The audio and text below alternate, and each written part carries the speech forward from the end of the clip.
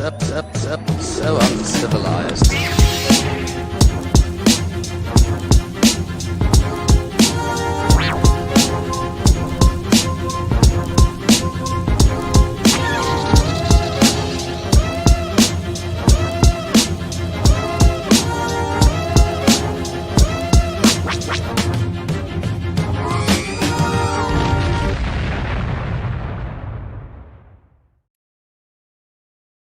Greetings and welcome to the 1/6 Scale Man proudly presents to another episode of Uncivilized Scoundrels. I'm your host, Leo Rockwell, for the 1/6 Scale Man YouTube channel. Do me a favor, hit that like button, subscribe to the channel, hit that bell notification so you're always up to date as to what we got going on over here in the channel, man. So we got some teams we're going to definitely be talking about here tonight.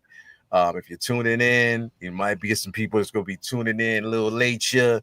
But definitely, man, exciting times. Now, before actually, we kind of get into the nitty gritty of everything as well, bringing in this incredible panel that we have here. Vinny will be here shortly, but we got Uncle Keith in the building. Press X is here with us as well, man. What's going on with you, man? How you doing, brother? Doing great.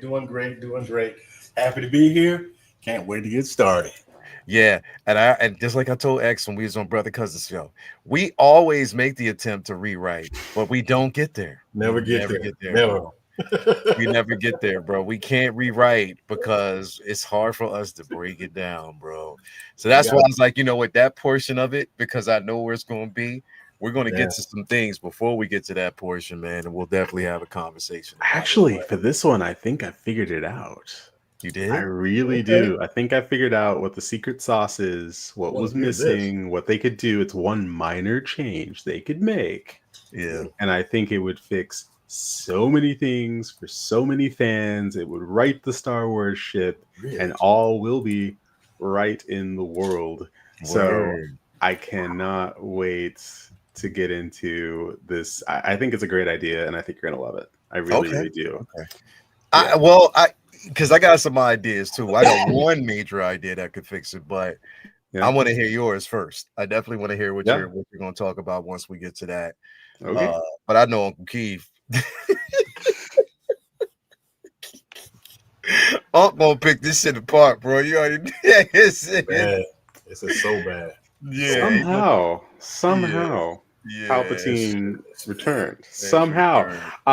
We could not talk about this, and we could just talk about Battle for Endor again. Wow. Yeah. Yes, again. That was a superior film to Rise of Skywalker.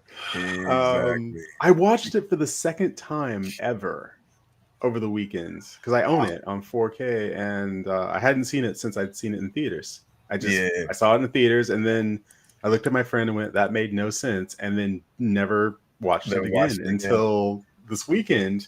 And I was watching it, I'm like, you know what? This is okay. Because I have no expectations. You can't let me down again. No more than you put that out on 4KX. Yes. Yeah, it's on 4K. It's on 4K. So I'm just like, it's a really good looking Star Wars film. Mm-hmm. Okay. It's a really great looking Star Wars film. The cinematography and all that, the costumes, it's really great looking.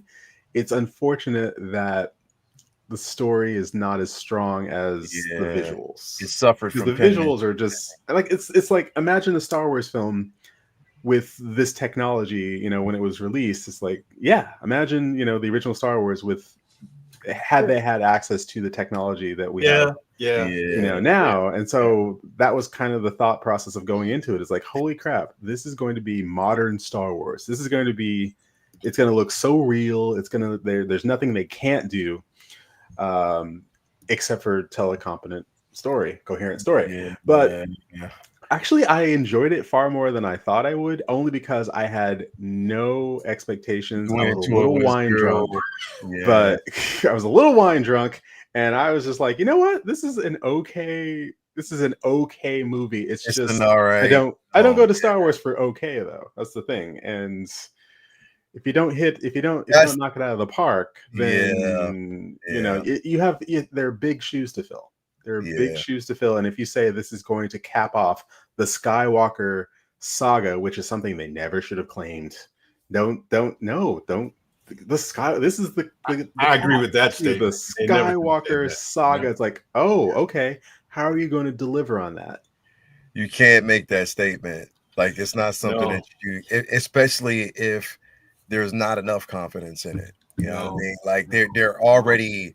It suffered from so many different setbacks, and to make that statement, knowing coming off of a film that was already received, you know what I mean, that wasn't really received well, it was kind of hard to kind of make that bold. And on top of that, the missed opportunities, man. How you gonna miss how could you miss the opportunity of not having Jedi Master done in this film, bro? Like, come on, man. Like, are y'all serious? Like, you just couldn't Allergic do to it? money.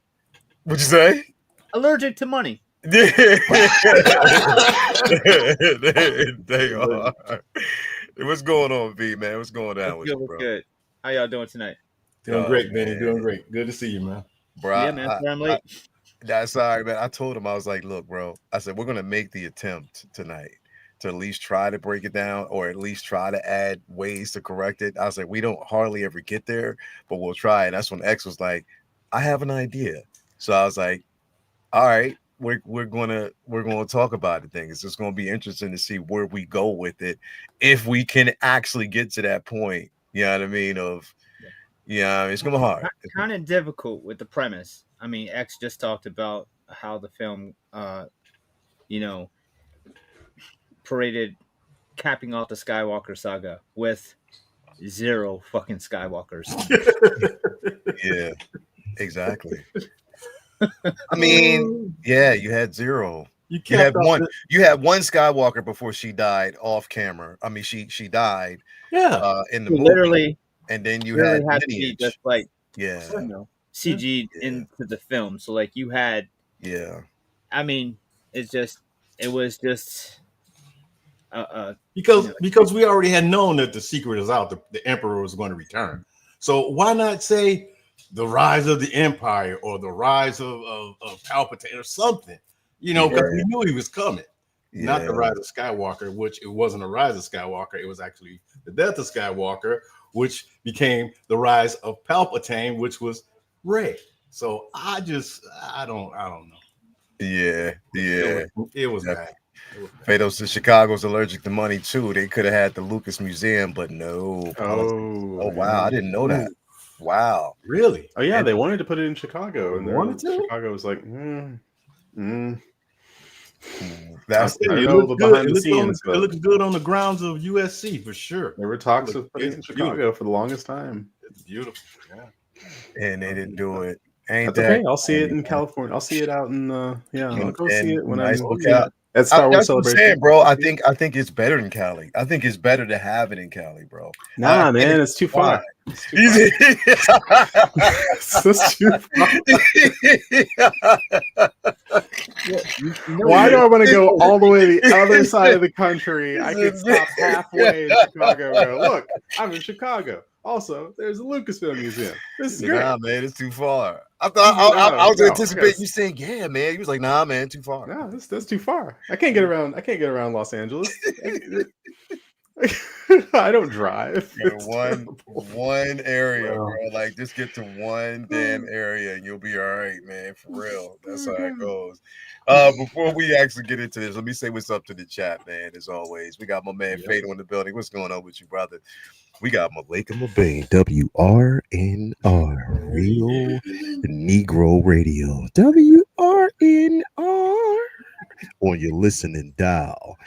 Brought to you by Joe's Ribs Brought and to Chicken. you by Joe's Ribs and Chicken.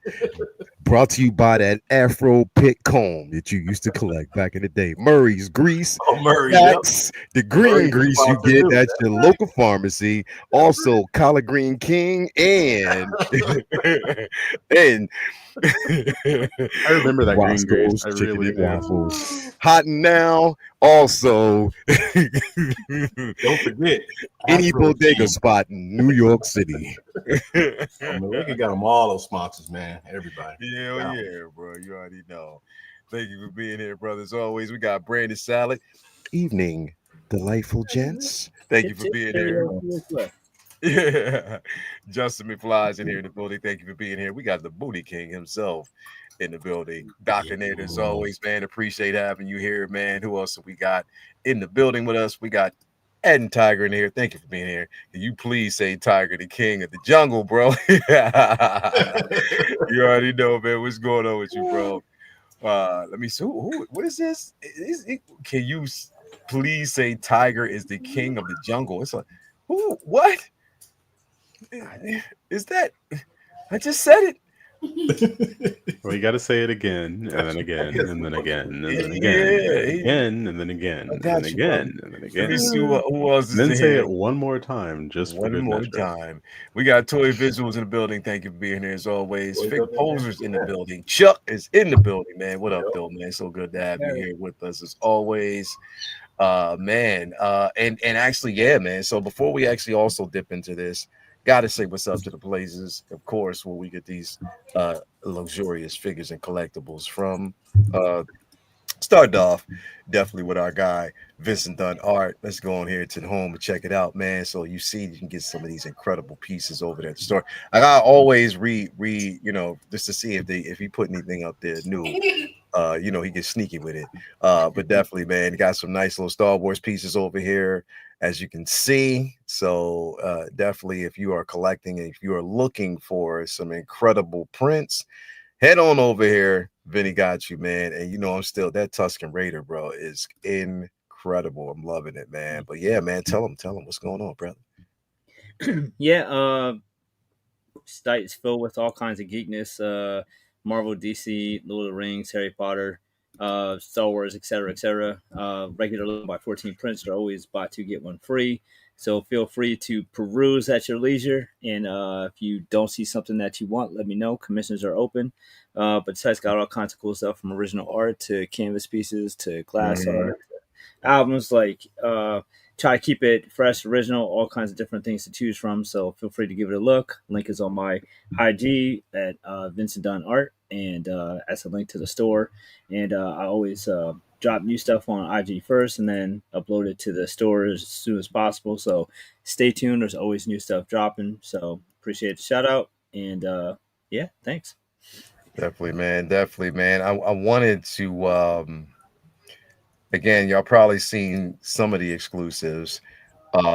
There was one, he did the Adam West, he was doing that at the Comic-Con, but there was one behind the scenes footage that I got a chance to see. Nobody else. Man, I'm gonna have to get that. But this is another one that Vinny was doing behind the scenes, bro. I bet that was a high seller right there, boy.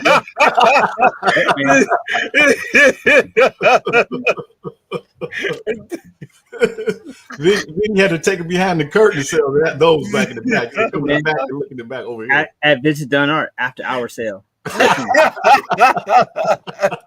Hey, look at Doc, and it was like, hey, that's my magazine.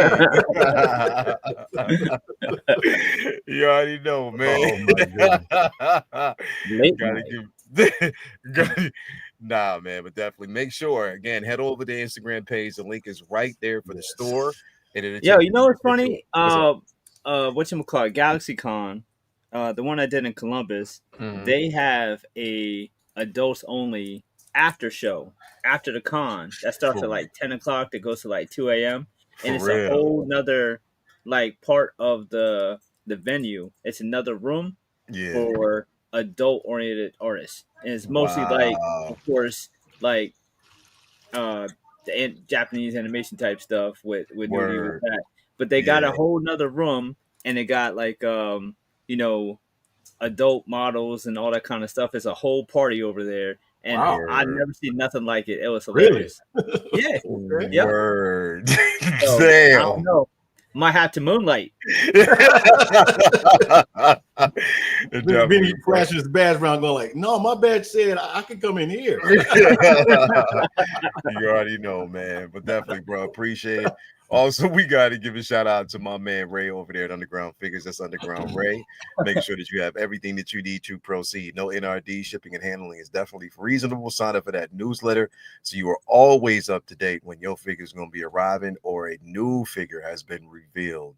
as always, and he'll definitely take care of you. Create yourself an account because you never know when it might be free shipping or a discount code on the figure of choice. Hit him up, my man Ray, Underground Figures. You already know what it is.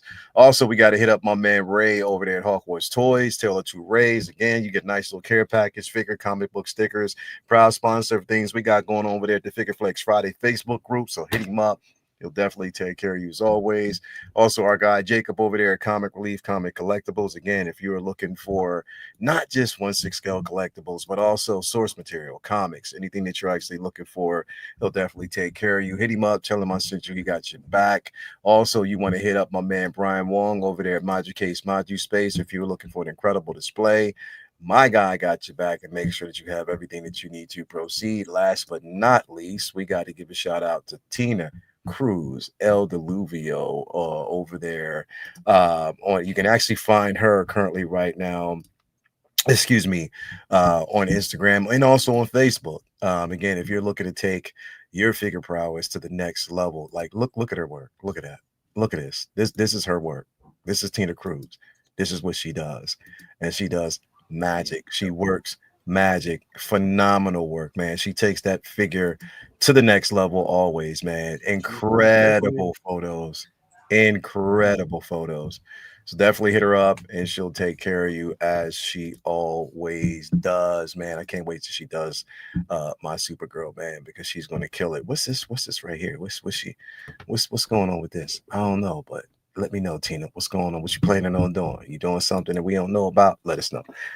So I definitely can't wait for that. Fellas, we got some things to talk about, man. I wanted to talk about this first, and try to keep it, of course, as brief as we can talk about, because I was thinking about this the other day, and I'm like, part of the problem it's definitely a gift and a curse. You know what I mean? I wanted to kind of, when we talk about like the original trilogy, the OT, and what it basically represents, and how much we love it, but also, and what the joy it basically brought us back in the day, but also the curse of it as well. And I say that because it's almost, in a sense, no moving forward. Like we can't move forward from it. Like there's no way for us to move beyond what has been done before, because the expectation, the bar is going to always be set that if it doesn't give me the feels of the original trilogy, then I don't want it. If we're not treading waters, or we keep, exploring the stories of the Skywalkers, I don't want it. If we're not allowed to move beyond the stories that are being told and what we're told, because there's no grace given. Anything that comes out after that will always be marked for death, because it doesn't give us the feels, unless it's, and you can't even say, well, if they gave us Rogue One was still somehow tied to the Skywalker legacy. You know what I mean? Even Andor, part of that was still tied into the Skywalker legacy, if you look at it from the grander picture, a bigger picture. But we're not allowed. It's like almost we're not allowed to get anything else outside of that, because it's torn down. But we can hold on to what was back then, the feels we got from it, and how it inspired, not just the legacy of Star Wars itself, but even motion picture moving forward. So I'm gonna start with you, Uncle Keith. Gift and a curse. What do you think about that, man? I think these three movies right here are the pinnacle of Star Wars anything. You can't get any, to me, you can't get any better than these three movies. Sometimes I imagine what these three movies would be like if they were made now. I'm talking about in our time. If George Lucas could have came and made these movies with the technology we have now. Could you imagine what we would have? You have something untouchable. Phenomenal. Yeah. And so everything was just perfect. The storyline, everything flowed. Each movie flowed into the other. It wasn't standalone movies. It was one continuous story. And it had a beginning and it had an end. It didn't leave you hanging. You didn't know. You didn't wonder what happened after this. Even though, excuse me, we did want to know what happened to Luke after this, and we found out, little bits and pieces from the Mandalorian and other things that he was around, but he wasn't. We don't know what actually he was doing. Was he trained? Where was he at? But these three movies are this is science fiction fantasy to me. It doesn't get anything. It doesn't get any better than this. Yeah. Everybody who was playing each character, you had perfect Han Solo, had a perfect Luke, perfect Leia. Lando was perfectly cast. Like I said, the puppetry and everything, we knew that's what Lucasfilm was about, and everything was great. We knew what Yoda was. We knew it was a puppet, but it didn't matter. It just didn't matter. So I mean, it was a story that was being told in the moment. It didn't matter. And how iconic it was. They were just good, man. Wish we can get a Lobot, but that's neither here nor there.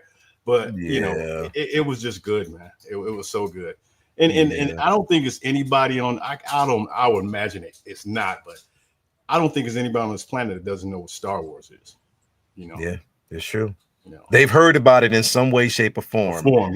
Yeah, what I mean, from family members, it's there. It's in the zeitgeist. Some of the most iconic music, the most iconic villain. Yep. Again, it's come on, like you said. Oh, like you just said, the music, man. Look at the stuff that came from John Williams for these films. Yeah. People hear that, they hear the march. Everybody knows what it is. Yeah. Everybody knows what that is. Everybody knows what it is. Yep. What about you, X? Gift and a curse, man. How do you feel about it on both sides? I mean, it was a gift because it's just great fantasy storytelling. And I had mentioned earlier today that the designs that they came up with, and there were many iterations of these characters, many iterations of I have the Ralph McQuarrie design books. It's about this thick. And it's absolutely glorious with his concept art and his paintings for the original trilogy. And there are so many different, iterations of what these characters would have looked like, the costumes and all that. I don't know if y'all ever read I think it's Dark Horse that did the Star Wars, a comic book in hardback.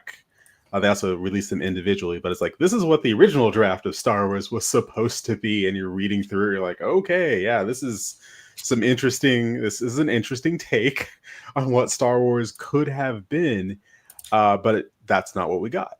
So it's almost a miracle that we got what we got, because it could have been something completely different that probably wouldn't have had the same staying power as what we got. But the people they cast, the special effects for the time, the designs for the time, I mean, it's a simple story, and yet those three films, and Uncle Keith is right, it ended is the thing. It started at 4 and ended at 6. Yeah. All this time we had to make our peace with the fact that it's over. It's ended. It's done. And for years we didn't have any more Star Wars until, of course, we started having the books. We had things like Heir to the Empire. We had stuff like The Courtship of Princess Leia and Darksaber and all that stuff. But, we wanted to know what Han, Luke, and Leia were up to. That's what we wanted to know. Then when they started to do, the films again, instead of going forward and telling us what Han, Luke, and Leia were doing, they decided to go backward. Yep. And so they decided, okay, let's do the prequels and fill in that. Imagine if they decided to actually move forward with 7, 8, 9, and you still had, Mark Hamill, Carrie Fisher. They were still able to reprise those roles, and we would know we would see what happened next for the characters. Instead, decades went by, and then we got 7, 8, and 9. And what I think people really wanted to see was what happened to Han, Luke, and Leia. And instead, we got something that was a bit too close to the original trilogy, but it didn't have the characters doing what we wanted them to do. We wanted to see their stories, but really their stories were finished in 4, 5, and 6. It just finished. It was done. And it was, I don't want to say perfect, but that was it. They toppled the Empire. But for whatever Yeah. reason, you skip ahead just a couple of years, Yeah. and then you Yeah. look at it and go, "Oh, well, okay, now what?" And it's a bit of a mess what we Yeah. come up with. So this is kind of one of those things that you kind of got to get away from it, because you're always going to be held to the standard of the feels that this gave people and the Mhm. character designs. You want to try to create an iconic villain. You gave us Kylo Ren. Is Kylo Ren as iconic in terms of a design as Darth Vader? Yeah. Yeah. But you That's could tell it's almost like paint by you could numbers. It's tell it's like, an here's what we influence. need. We need Yeah. this. We need triangular shaped star destroyers. We need Yeah. super weapons. We need all these. Here's all the things that make a Star Wars, and it feels like an imitation, like a copy of Yeah. something. You're borrowing the idea, but you're not. Yeah, You're borrowing the idea, but then it's almost like you're making a mockery of that idea when it doesn't translate well. You you're know what still I on the mean? shoulders of geniuses to accomplish something as Yeah. fast as you could, and before you even Yeah. knew what you had, you patented it, packaged it, slapped it on a plastic lunchbox, and now you're selling it. Yeah, Disney, that's what you did. Yeah. So this, yeah, Star Wars, I hate to say it, but it was lightning in a bottle. It came out at the right time. The right people saw it, and then generations after that saw it, and for the longest time, that's all you had. Yeah. And it worked. It worked. Yeah. And what made these so great was you saw Darth Vader's journey to where he ended up. We didn't see Kylo Ren's journey. All we saw was a story about Luke thought he was too powerful to let live, and he was going to kill him. That's what made this different than the whatever that mess was his last movies we saw. That was totally different. I mean, we saw him start as a child to what he became, and that's what makes this whole story so interesting. That's why I love it so much. Yeah, definitely. Vinny, your thoughts on the theory of it being a gift as well as a curse in this aspect? I don't see it as a curse though. I see it just straight up as a gift. I mean, if you have the perfect woman and she's absolutely perfect and she passes and you can never replace that, I don't think it was a curse that you found that. So I don't think that us not getting that feeling of what we had with the original trilogy, the OG trilogy with the sequels, I don't blame any of that on, the original trilogy being too good is irreplaceable, because I think that it's almost impossible to replicate that feeling that we had with the original trilogy because of who we were and where we were. We were children, so we'll never be able to grow up with the new movies because we're men now. So that feeling can't be replicated anyway. It's just like for all of us, I bet all majority of our favorite musicians in films are films and albums that we listened to around our formative years when we were in high school or around that age. Very few people, if you list their top 5 artists, musician artists, they'll name somebody who just came out in the 2020s. It's usually people who they grew up with.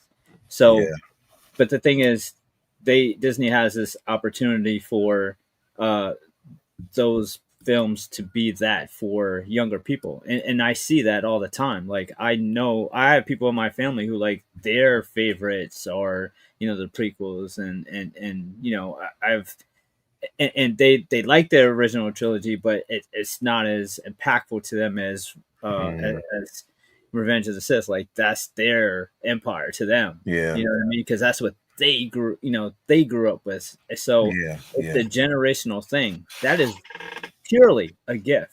And when someone makes a bad Star Wars movie or show, I don't think that is a curse that they couldn't live up to the original trilogy. I think that's just the onus is on them for not making a great film and utilizing the fact that you have such a great foundation where all you have to do is make something good, and it'll be great, because it's like a video game based off of Star Wars.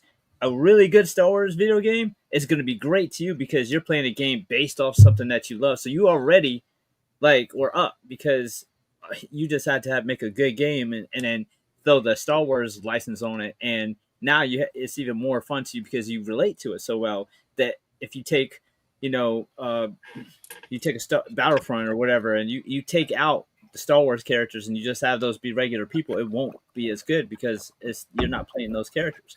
So you're comparing Star Wars Jedi Fallen Order to Battlefront, because that's what I like. Jedi Fallen Order, I'm like, yeah, that's Star Wars. Battlefront, exactly. I'm like, that's it's got a Star Wars spin on it, and you know, but it's a different side of Star Wars, but it doesn't. I hate to say it doesn't feel like Star Wars, but I mean, maybe that's the thing that we're always like. The curse for me, I think, is chasing that feeling of this and expecting other properties to give me that to give you the same, give me other iterations of this. But the thing is, though, is I've found that in other properties. Like, I don't think that it's this. It might be lightning in a bottle, but like we're getting. I feel like we've gotten that in doses elsewhere. To me, from where? Do you have examples? Mandalorian. Okay. To me, fair. Now maybe not to everyone, but to me, that first season and then even the second season of Mandalorian, there were so many instances of greatness in that felt like Star Wars to me. That I felt like that was what that was what we were hoping for. Whereas it's Star Wars, but there's no Skywalkers. It's in the Star Wars world, and it's an evolution of the IP. It's adjacent to all this shit. Like, we're seeing, the creatures from Jabba's palace. We're seeing, bounty hunters, and we're seeing this and that. But it's like it don't have shit to do with the Palpatine's not in it. We're not seeing, any of the Skywalkers. Like, we're seeing all new villains, all new heroes, and it just feels like we're getting more lore of Mandalorians, which many Boba Fett fans always want to see a Boba Fett show, not just for more Boba, but for a backstory of what the Mandalorians were and what they went through. Like, I feel like that was fantastic. Many instances and areas of Andor where not just the show being good, but like the backstory and the world building part of Star Wars. Like, there's so much peppered. It's just that when it's good, it's like, yeah, that's what you're supposed to do. But when it's bad, it's like, oh, why is Disney even doing anything? And it's so frustrating to me because it's like throwing a baby out with the bathwater. It's like when Star Wars is bad, it's like, yeah, I wish Disney never did anything. And it's like, I'd never feel that way, because if Disney hadn't bought Lucasfilms, it would have ended at episode 3, and we never would have got Andor. We never would have got Mando. We never would have seen Luke showing up and destroying and getting the redemption story. We wouldn't have ever seen Boba Fett finally come back and give us episode of Mando. Like, there's so many incredible, like the Bill Burr episode. There's so many dope episodes of Mandalorian. And then on other shows too. Like, there's incredible episodes of Andor. There's amazing episodes of even Acolyte. That, I mean, when the man first showed up and started fucking up on him, episode 5, man. Episode 5, like, there's the stranger, just pepper through, and I just feel like the curse is direction, like not figuring out what to do with what they got, and I feel like it's fear too, because it's like you have all your toys, and it's like DC for a while. They had all the stuff, they just didn't know what to do with it, and they just kind of threw shit out there and seeing if people liked it or not. And then when people didn't, they were like, well, fuck y'all then. And that is kind of what has happened with yes, Charlie, Skeleton Crew. That's kind of what's happened with Star Wars. Like, people shit on the sequels, and instead of saying, what did we do wrong? Like, was it this, that, and third? It was, well, fine, y'all don't deserve it anyway. This is not a very popular opinion, and people aren't supposed to say it, but this was an IP that's done a lot to become corporate and serve as many different, heads as it can across the board. It's tried to, make itself palatable to as many different demographics as possible, which is a business move, and it's intelligent corporate level. But I think that in many instances, that's the primary and sometimes only, major focus coming, like, how many different ways can we make money off of this, as opposed to how many great stories we can tell. and you have Disney now looking for IPs that are attractive to male demographic because they don't know where to get those from. It's like you had it, you bought Star Wars. That's like it's right there for you. Now it's not to say I don't want to see Star Wars show with female leads or black leads or LGBTQ. Like that's not to say that, but it's to say like you can't forget where you came from. Like you had a story that was male centric for boys growing up watching Luke, and you had the princess who was just as badass in it. And to say that wasn't for girls because she wasn't the lead, and now we only have to do stuff that's otherwise because we're tired. Like we already did. She this was the leader 30, of the 40 years ago. rebellion. She was the leader. She was the right. She was the so smartest important. person in the room. Yeah. And people act like get blown up. right. It's like an overcorrection, right? It's like people feel like, oh, like we have to do something for girls now. It's like, wait, the original ones were for girls too. Like you had, like Leia was just as much part of the show as just any of them. Like she was the part of the show. Luke and You didn't have to do anything. Bumbling idiots. So I They feel like, like oh, it's you had a overcorrected way, you had a plan for getting in here, you didn't have a plan for getting out. Like, what the hell? Exactly. And it's nothing against Ray or anything. I want those shows, but I feel like they're sometimes forgetting like there are many people out there, especially like boys who just like how they understand that girls want to see themselves represented on a screen. It's like they forgot that so do boys. So you can't get away from that and then just serve everybody else to kind of make up for the fact that it was just for boys for so long. Like I think, and it's not fair because I know how it sounds and I know how that feels, but people forget that that is the culmination. Like that is where the IP started from. That is who the movies and shows essentially originally for. They were for boys. Like that's just true. And I mean, I think we're going to see. Well, here's the thing, because we know what the original intent. I'm not saying that girls didn't like Star Wars, but I'm sure that like it was marketed towards boys more than girls. Like in the 80s, how many girls were shitting on Star Wars because it was stupid? It was for boys. Now it's crossed over.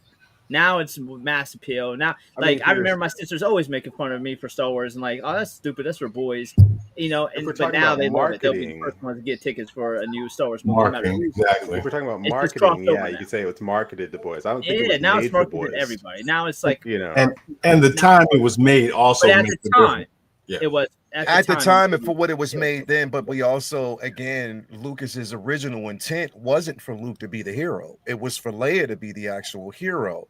That was his original idea. That was his original intent. But the narrative changed once the films were actually made.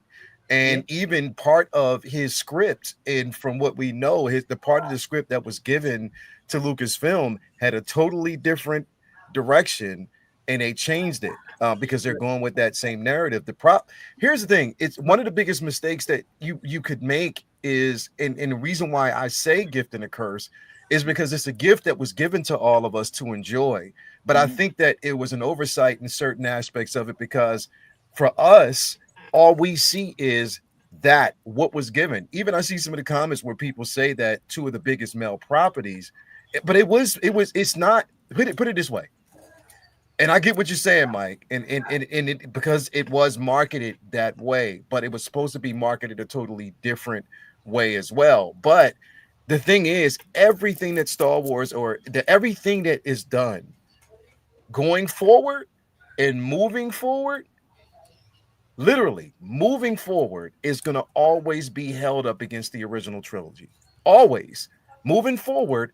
That's the thing, and that's what we can't get away from. Oh, it doesn't give me what I felt back then, or that's not what Star Wars is about. To the point where people will even tell George Lucas, no, you're telling him in his prequels, that is not what Star Wars is about. You know what I mean?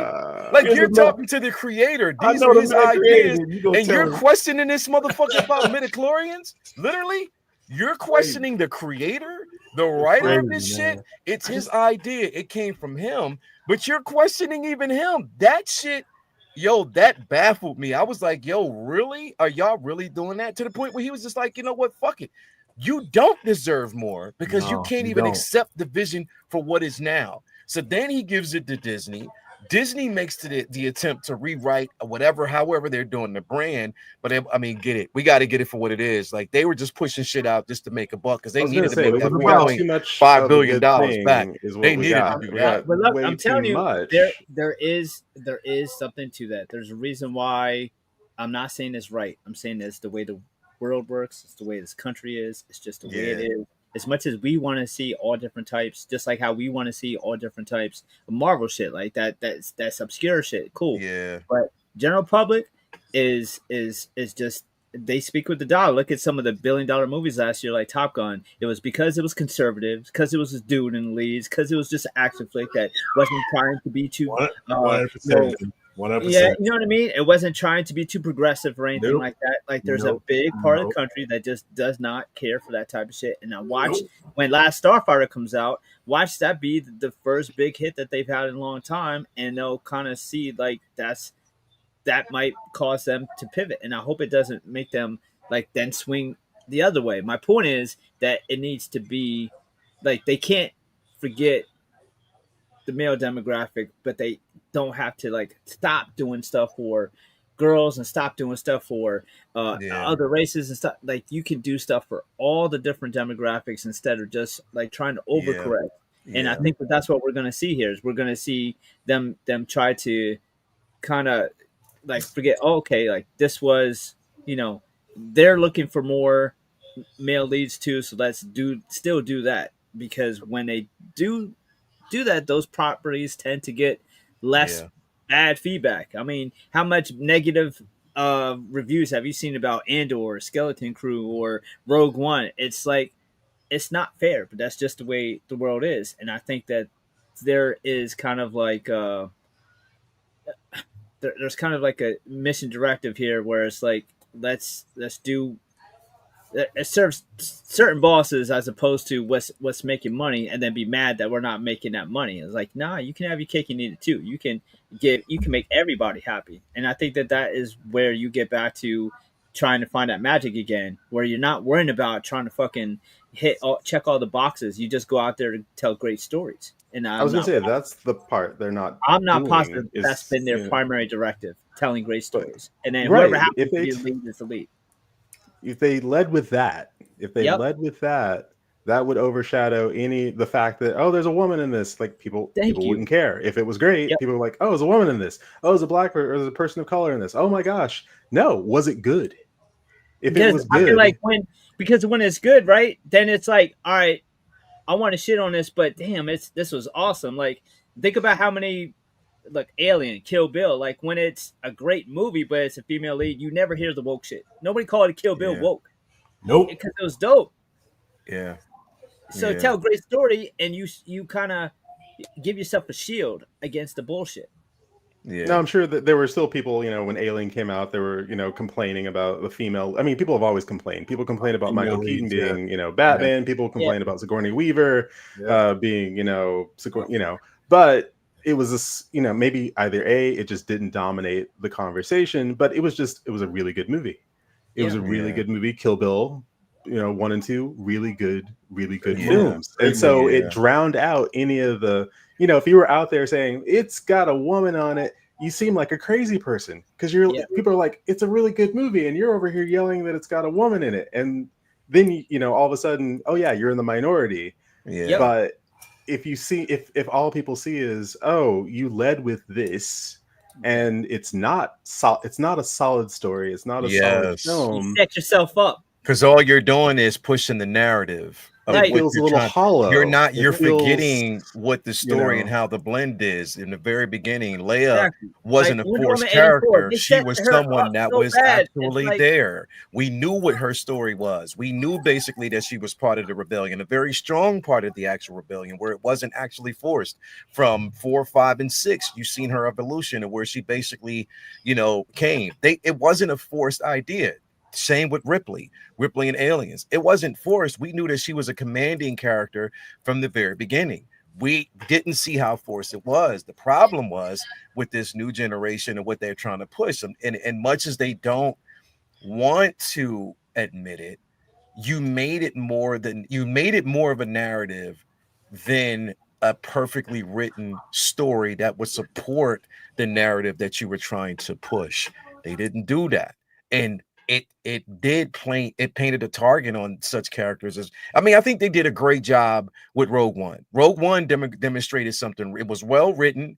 It was something that was done in a way that you weren't, I mean, the character struggled a lot, but I think that again, she served the story, and everybody served the story. It was like a modern day or that time's version of what was it, the Magnificent Seven. You know what I mean? If you look at it from that aspect of it. So it wasn't forced, but the way they're doing this shit now, you can't argue. Like I can't argue against what's being done. I can't argue against an agenda that's there. That's already there and that's been created and people are looking at it. And then when you try to walk it back, that's where you make a mistake. When you try to walk it back or backpedal and say, oh no, that's not what it was for. But the story proved it. Like it proved that you had that I mean, literally, bro, let's call a spade, man. You set John Boyega up. You really set him up in The Force Awakens, bro. You set that man up. He was the first person you basically seen in the trailer. But by the end of that damn movie, we knew what the truth was, bro. And then you take him into, you know what I mean, The Last Jedi, and you do him that way, and then you try to have somewhat of a redemptive story, but then you don't even fucking follow through with that. Nope. Like literally, you sidelined a character that had potentially one of the greatest story arcs, Stormtrooper, who basically just woke up and discovered that he was force sensitive. And you know what I mean? Like there was a story that could have been told there, but again, it's the agenda. What happened with Rogue One proved that you can tell a Star Wars story without the Skywalker saga anywhere referred to. Nothing was referred to the Skywalkers. Nothing was referred to anything except Darth Vader. That was it. But it was a story that was a different story. It led to Darth Vader at the end. Yeah. Then it transitioned over to what we saw. Okay, New Hope and all that business. So for them to say they can't make a standalone movie that's worth two damn dead flies, I mean, I mean, the movies were just haphazard, thrown together. The first one was like, you know, man, look at this. This is the Death Star. What is this? What are y'all doing to us? Yeah, you know, I'm going. It's just like over on the Marvel side. Like there's a strong emphasis on progressiveness and inclusivity until it comes to a black male lead. Then it's like whoa. Yeah, we saw how that we don't. Yeah, bro. But if that had been a good movie, if that had been like a solid film, solid scripts, that movie had problems and it showed, sadly. And it did do the character it didn't do the character justice, and you were left wondering, what is this movie supposed to be? Where is it supposed to be? What are we supposed to get from it? Like, who is it supposed to be? Unfortunately, the times we live in right now, I don't know if even had a good script, it would have been successful. Well, I mean, they couldn't even figure out their power structure, the power scaling. Everything was so all over the place. We've spent the past how many years, y'all? 15 years since Force Unleashed came out, saying I would never get a Star Killer movie because he's too OP, and then it got Rey like with out of nowhere pulling ships out of the sky. Yeah. And then you try to explain it with the movie that we're going to talk about tonight. You had. There was a chance, there was a glimmer of hope with The Force Awakens of which you could have actually done. Hell, you could have made them both. It was called The Force Awakens. It wasn't called a particular character awakens. It was The Force Awakens that could awaken in anyone. And it could have been like a duo type of situation. Like, you know, literally it was a story that the meat was on the bone right there. And you just didn't utilize it for what it was, bro. Imagine if it had awakened in like a ton of people at once, and you had what basically, you know, what you saw in all those trailers from the games, where you had a ton of Sith and a ton of Force users all clap. Do you know how dope that would have been, bro? A ton of people all of a sudden realized. Do you know how dope that would have been, bro? Like, because again, if Luke was looking for a redemptive story with the Jedi Academy, you find out that the Force is awakened in so many different individuals, and then you learn, well, you know, what we were told about the Jedi lore, and you have to be no, because look how old I was when I discovered I was force sensitive. Luke himself, you know what I mean? The perfect person to guide these people into the light. But then you have individuals who are just like reluctant, and they are driven by the dark side. It's such a fucking bro. That right there is the perfect story the perfect Andor you can tell, the perfect fucking Doom story that you can tell, because you have so many. That's what I'm saying, bro. You got motherfuckers and trustees. They don't think. They don't fucking think. All they see is money. And what they thought was we needed to go back and rehash on something that was done, and you still did it a fucking disservice. Yeah, that's when you fuck up. Like that's because you don't think. You don't think at all, bro. And that's the fuck up part about it. But it is what it is, bro. I just wanted to kind of touch on this briefly because I'm like, you know what? The gift is this is what shaped my reality going forward. This is how my imagination started when I was a kid. This is what basically gave me hope. It was so transitional for me as a kid growing up because it influenced everything in my life. That's why Star Wars is always going to be what it is in my life before anything else. But the problem is, for some of us, we are willing to give things a chance if it's written well. I'm not going to completely write off Star Wars, bro, because I think that there is hope and there can be hope there. I'm always being optimistic about it. And I choose myself to say, okay, what was before isn't now. I'm looking forward with what can be. That's all I'm saying. You know what I mean? This right here changed the landscape for all movies after. It was nothing like this before this. Like I said before, we had people walking around with gorillas. Mike is an asshole. He said, "What?" Yeah, go ahead, Uncle Keith. I'm sorry, bro. You know, we had people walking around with gorilla suits on and diving helmets. We had spaceships flying around on streams with sparklers shooting out the back before this came out. It was nothing like this. Yeah, nothing. Yeah. And then what do you got? I mean, you know, look at all the movies that came out of The Last Starfighter, Enemy Mine. Oh man, everything that came out of it, bro. Yes. Bro, even remember that terrible movie Battle Beyond the Stars, bro? Yes, remember that? I remember it. Remember that, bro? That was a classic ass fucking movie, bro. But still, you had a cowboy that was representing Han Solo, even from his ship. It looked almost damn near like it. You know what I mean? So it was crazy, bro. Come on, Buck Rogers in 21st Buck Rogers, bro. That was my show, man. You had all that, bro. Oh man, Mike was sitting over there like this. You can hear Mike going. Mike was like, "Oh, these motherfuckers don't know my name." And like I said, I mean, what about I'm talking about the new? I'm talking about the original Battlestar. Like the shows like that came out. I mean, that was some good TV, man. I don't care what nobody says. I mean, it's never gonna the landscape, man. These movies change the landscape of what we have now. This is what these movies are still fun. These movies are fun, and I will say in the sequel trilogy, there are fun moments. I mean, the video games I think have done a really good job with Star Wars. You know, especially fucking Knights of the Old Republic. I don't give a fuck what nobody says, bro. KOTOR. Oh my god, bro! And I do love The Force Unleashed as a video game, but Jedi Fallen Order and Jedi Survivor. I mean, come on, come on. Those are some great games, and some great Star Wars, and they're canon. You know what I was thinking of? What if they had made a Splinter in the Mind's Eye? Because I remember I went out. I remember reading that as a kid. That book, like after I saw the movie. I mean, could you imagine if they had made that into a movie? Yeah. That book was good, man. It was with Luke and Leia. They were off doing some little side stuff, and I think he had a battle with Vader at the end, didn't he? And he does have a battle with Vader and chopped off his arm. Yeah, that's right.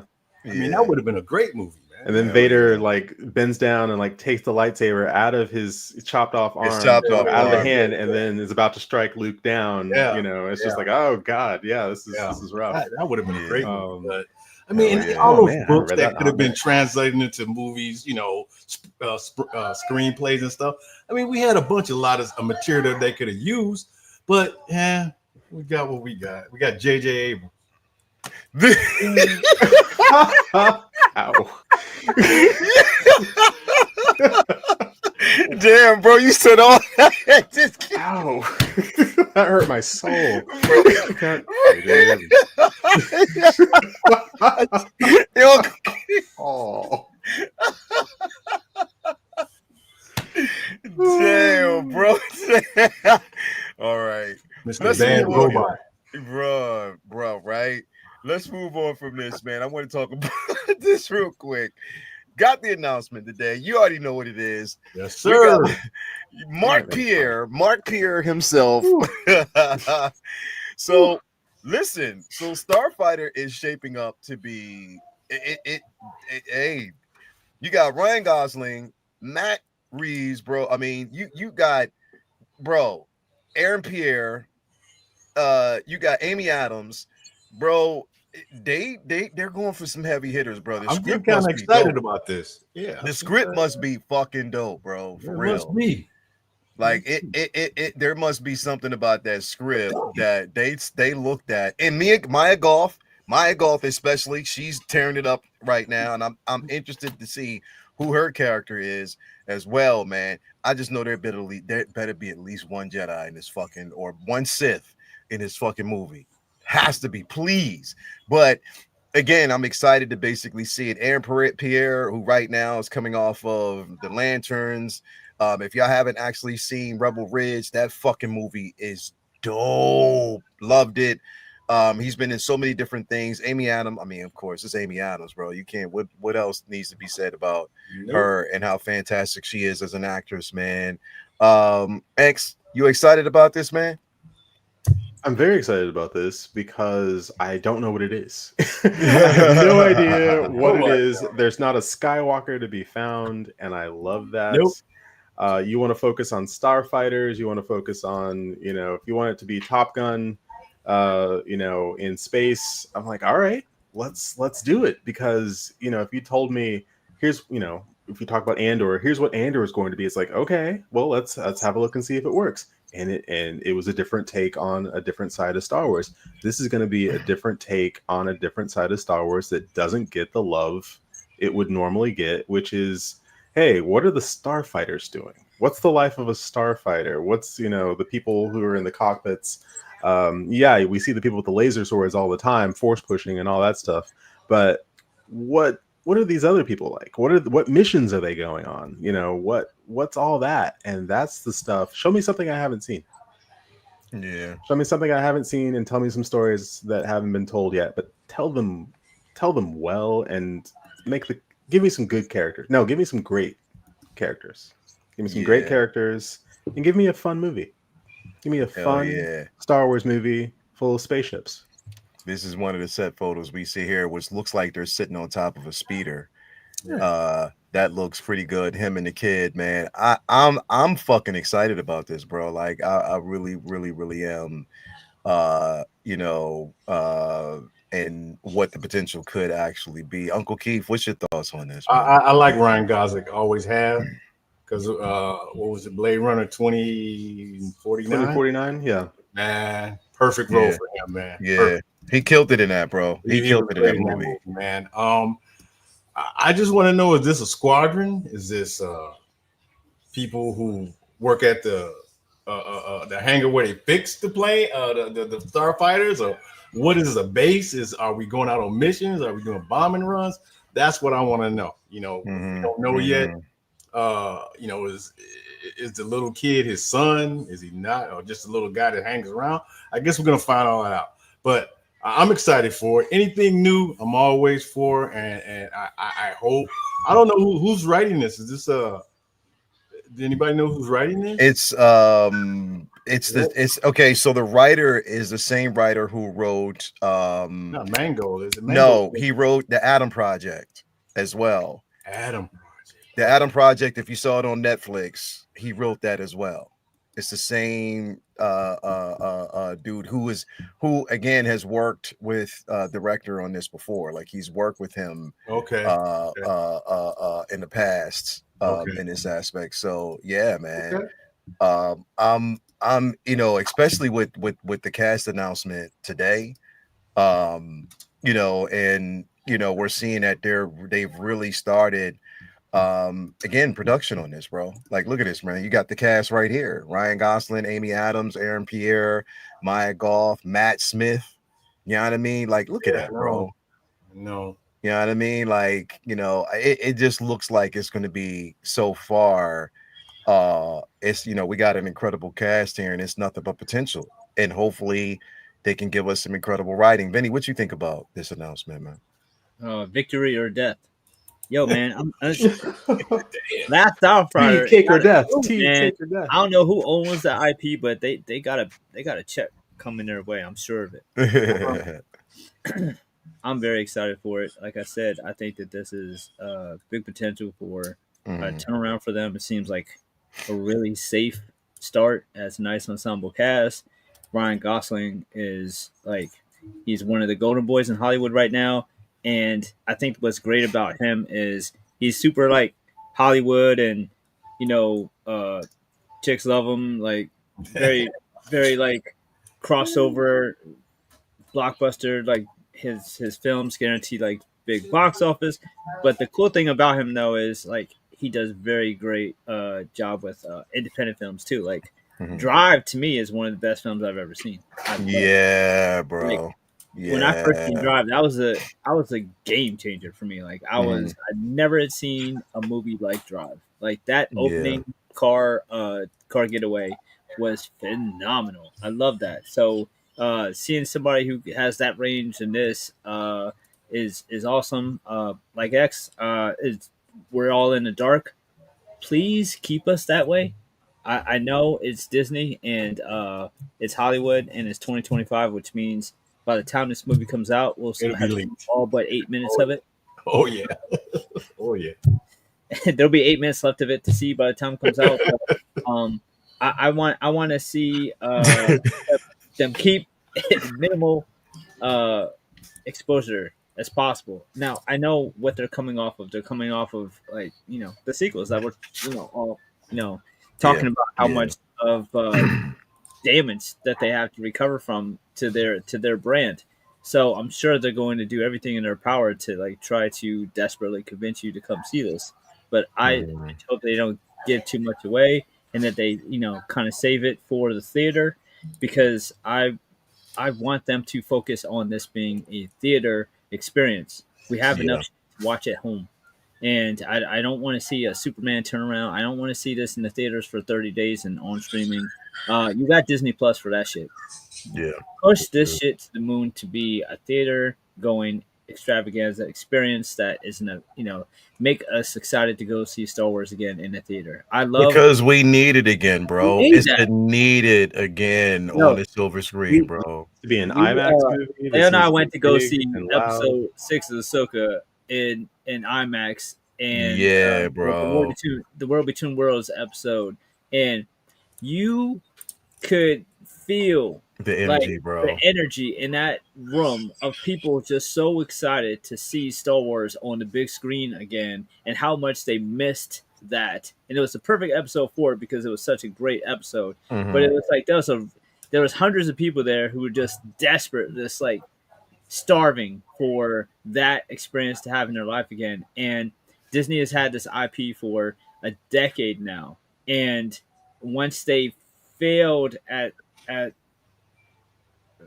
through their fault, I honestly feel like that was their fault, and it's kind of like the fans have been paying for it ever since. So I hope blame it. I don't blame and they decided to put Star Wars on TV, and I don't blame that either. You don't have to blame it. You don't have to blame it, Vinny. I'll blame it for you. Star Wars on TV just feels cheap to me. I'm sorry, it just does. Star Wars on TV feels cheap. I think you can have both. I think you can have Star animation. I like animation, long form storytelling like Andor, great. But episodic TV where it's 22 minutes. It's you gave me a 22-minute Star Wars episode. And that's the only thing that I don't like is the 22 is the 30-minute, or they're not giving us more. It's like they're rushing to tell the story. If it's give us they just chopped up the story. Andor was perfect with the time and it was given. You know what I mean? It was perfect. And I don't know why they don't do, but I do agree. Alien Earth, you're getting 50, 55 minutes per episode. Guess what? Awesome. I agree with Vinny though. I think, I believe we yeah, can have both. I think there's a place for the 30-minute episode. I think there's a place for the 55-minute episode. I think that what you're going for with a show like Mando is a quick action paced adventure story like the old serials, and that's what they're going for there. When you get to Andor, that's a much deeper, richer storytelling, character driven thing. It's a more of a slow burn, and they're doing much more world building. It's much less action oriented, so that makes sense for that. But I think both of those are elements that can work at the same time as having big screen films that are going on. So I want this to be something that they learn how to, give us one film a year or every other year, and give us one or two shows every year or other year, and then figure out a balance instead of feeling like let's just push it out, see what they like. Let me ask you. Let me ask everybody here. Do you think they've learned from their mistakes? Which mistake? Just about everything.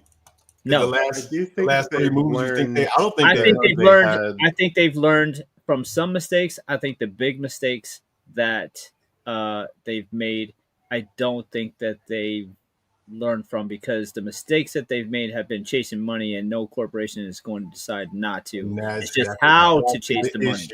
It's just I how think they realize though that they're spreading themselves thin the same way they spread themselves thin with Marvel, where they're like, look, here's all these shows you have to watch and also watch the movies. And people are like, I don't know if you can get me to go to a theater, because why would I go to a theater when I have hours and hours of this stuff on Disney Plus? But also I have to watch hours and hours of this stuff now, just to hours and hours worth of homework in this show just to know what's going on for this film. I don't know if I can do that. And also, is the show good? It was an okay show. Oh, you want me to watch an okay show in order to then watch an okay movie? It's like you watered it down. You may be watering it down just a bit. You may be diluting it by giving us a little too much. Like, so, I get where you're coming from, but I hate that it has to be an either or, like quality or quantity, when we can have both. Like if they were giving us Andor every year, quality. I don't know if I'd want more Andor, to be absolutely honest. I think Andor ended and it was perfect. I don't mean Andor. I mean something that's as quality as. Oh, okay. You mean like a like if they did a Kenobi show, but they did it like Andor. Okay, let's say Andor came out this year, and then next year a Mandalorian, or the year after that, let's say Acolyte was something different, and it was a hit, and it was well done. That if every single year we were getting 1 to 2 shows that were as good as whatever's your favorite Star Wars thing, I don't think then quantity would be a problem, because it was quality. So I don't think the problem is quantity ever. I think it's quality. It's like saying you can't have like too much. I think you can still have too much. Too many stuff. It's great. You can have something every, like when they were doing a new sequel episode, and then we got Rogue One, and then a new sequel episode, and then Solo came out. Let's say Solo. Wait, but let's say we like Solo, but let's say Solo. Let's just say for shits and giggles, let's say Solo wasn't good, and instead of Solo was what we got from Solo. Solo was as good as what was as well received as, let's say that, as well received as Rogue One, and it was a hit. And then you got then you got Episode 9, and then you got a Star Wars story. I don't necessarily need a Star Wars movie every year, but the problem wasn't that we got a Star Wars movie every year. It's that we got the movies that we did get. So I don't think the problem is the quantity. I think it's the problem was the quality. What we're getting. If Mando season 3 was amazing, if Book of Boba Fett was amazing, if Acolyte all the way through was amazing, if all those things hit and were home runs, I don't think we'd be saying there's too much Star Wars. In my opinion, everybody would be thrilled, because it'd be so much greatness. I think that what we needed was a balance. They needed the cinematic experience as well as the Disney Plus shows. Everything within the last couple of years, because there was a lackluster. We haven't gotten a film on screen since what? Rise of 2019. Or Rise of Skywalker. Yeah, we haven't gotten anything in theaters since then, and we've been relying heavily on these, Disney Plus. They need to give us a balance of both. I mean, hell, Mandalorian season 1 hit. That shit was glorified. Season 2 was fucking phenomenal. Season 3 went off kilter slightly a bit. I mean, I still enjoyed it, but even between that, we weren't getting that many. We weren't getting fucking films. We were relying on what was given to us on Disney Plus. I had to update the cast here as well, but we were relying on what we got on Disney Plus. so that's not my. He said, Michael Lawrence said, that's not Matt Smith. Yeah, but that's Vinny playing Matt Smith, and Matt Smith playing the role in here. So that's who he really is. I got the best agent in all the shows and in the movies, man. Vinny's getting roles everywhere. He's the next Pedro Pascal, bro. Like, for real. I'm a Targaryen done. Like, but here's the thing. With that being said, though, is there a level of confidence that we can have in these? Can put it this way? Can it be established that we can get back to that? We can get back to form. You know what I mean? I think it's also what a person takes from it, because how most people would talk about, and some of us who are Star Wars fans will say that, this didn't enjoy it, was terrible. We have a younger generation that's never seen these things before, and they might enjoy everything that's coming out from Disney Plus, anything that's coming out. So that's what I'm saying. Like, it's always going to be that split. Here's the thing, motherfuckers, bro, when they talk about, and I say this till I'm blue in the face, motherfuckers can say whatever they want to say about the prequels, bro. I enjoyed the prequels because at least it was a more cohesive told story from beginning to end. We got, Phantom Menace. We got Attack of the Clones. We got Revenge of the Sith. It was a cohesive story told in between because they knew the objective, where I start, where I have to go. Yeah. Regardless of how fucking, the dialogue was, it was still a story that was in development that I think reached its goal, which was telling a story about Anakin and his fall from grace. That's what it was set out to tell. And I enjoyed it, but motherfuckers were shitting on that shit and then questioning it. But it filled in the gaps. Yeah. We don't always have to not fill them in well, but it filled them in. Yeah. What you say, Vinny? We don't always have to live up to the gold standard either. I love Fantastic Four, but Fantastic Four did not have to be Infinity War for me. No. It's not always going to be that. And I think that is what people also need to understand with Star Wars. It's like your world building, you got stuff going on all these different places, and you can have. I mean, you gotta stop comparing to some shit that's forever ago. If this is good, but not as good as the best thing you've ever seen, which to a lot of us, Star Wars is up there with the best things we've ever seen. It's part of who we are. So it's like, it's not fair to be like, oh, this wasn't as good as Empire, so it's trash. Well, but the longest time we had, I don't want to say, the longest time we had filet mignon. And then after a while, we started getting, like chuck steak. Mm-hmm. So it's like, it's still beef. It's still, but it's like, well, before we weren't having it all the time, but we were having filet mignon, and it was pretty special. It was delicious, but we didn't have it all the time. But it was something we look forward to as a special occasion. Well, now you have ground chuck, and maybe we'll make it into meatloaf. Who doesn't like meatloaf? Great, it's meatloaf, but it's not filet mignon. Right? But so, guess what? You get to have ground chuck, and we're gonna make some interesting, maybe some really awesome meatloaf every now and then. But even bad meatloaf is okay meatloaf.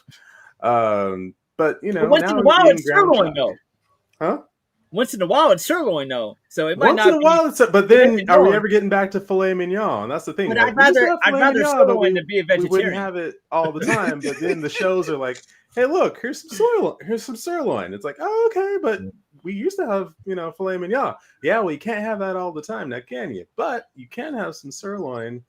Here you go. I take the sirloin over being a vegetarian, though. most of the stuff I try to forget. Interesting. Okay. I just try to forget about stuff, and then when I see it again, I go, "Damn, I forgot about that." That's where I look at some of these movies, man. It's like the Clone, the Clone Wars. I love that movie, man. I love it. I mean, you got to see Camino, you got to see Boba Fett do his little boboing, but it wasn't that good. But it was good. I'm sorry, Django. Excuse me, Django doing his Django and stuff. I mean, it was cool. I loved it. It was great, man. But it was just. But that was the first time we seen that many Jedi in an arena. That's what I'm saying. Yeah. The very first time when I seen that scene, I was like, "Oh, get the fuck out of here!" I wasn't ready for that. I mean, I think the dope thing about Star Wars is there's so many bad movies and other IPs that if it's bad, there's no redeemability for it. There's nothing of it that I really kind of take away. But every bad Star Wars movie, there's a dope moment in it. Like even if Attack of the Clones wasn't my favorite movie, man, nothing's touching that whatchamacallit, that pulse bomb when he first set it off in the asteroid field. Oh my god. I get goosebumps just thinking about that. That shit was incredible. And like Uncle Keith said, favorite part of Rise of Skywalker? Camino, Rise of Skywalker. I'll be honest. It's such a stupid moment, but like in a video game, just like artistic way, like Palpatine shooting the lightning up to the ships. It was ridiculous. I do like the sound that makes. I like that scene. It doesn't make any sense. Whatever. It's a cool visual. It's a great looking scene. It's a great looking scene. Yeah. The sounds and in this film, the sound audio in this film was incredible. Yeah. Like the sound in general was incredible. Like it was definitely phenomenal. There are things, and we'll talk about that next. We're definitely gonna talk about that next. No, I'm excited about. He said, "Come on, man!" Like, listen, the fight on Mustafar, him and Anakin. In the beginning with Kylo in the chase. But I don't think there's much redeemable about the rest of the film. Like I've never seen it since the theaters. There's not much else. I love it.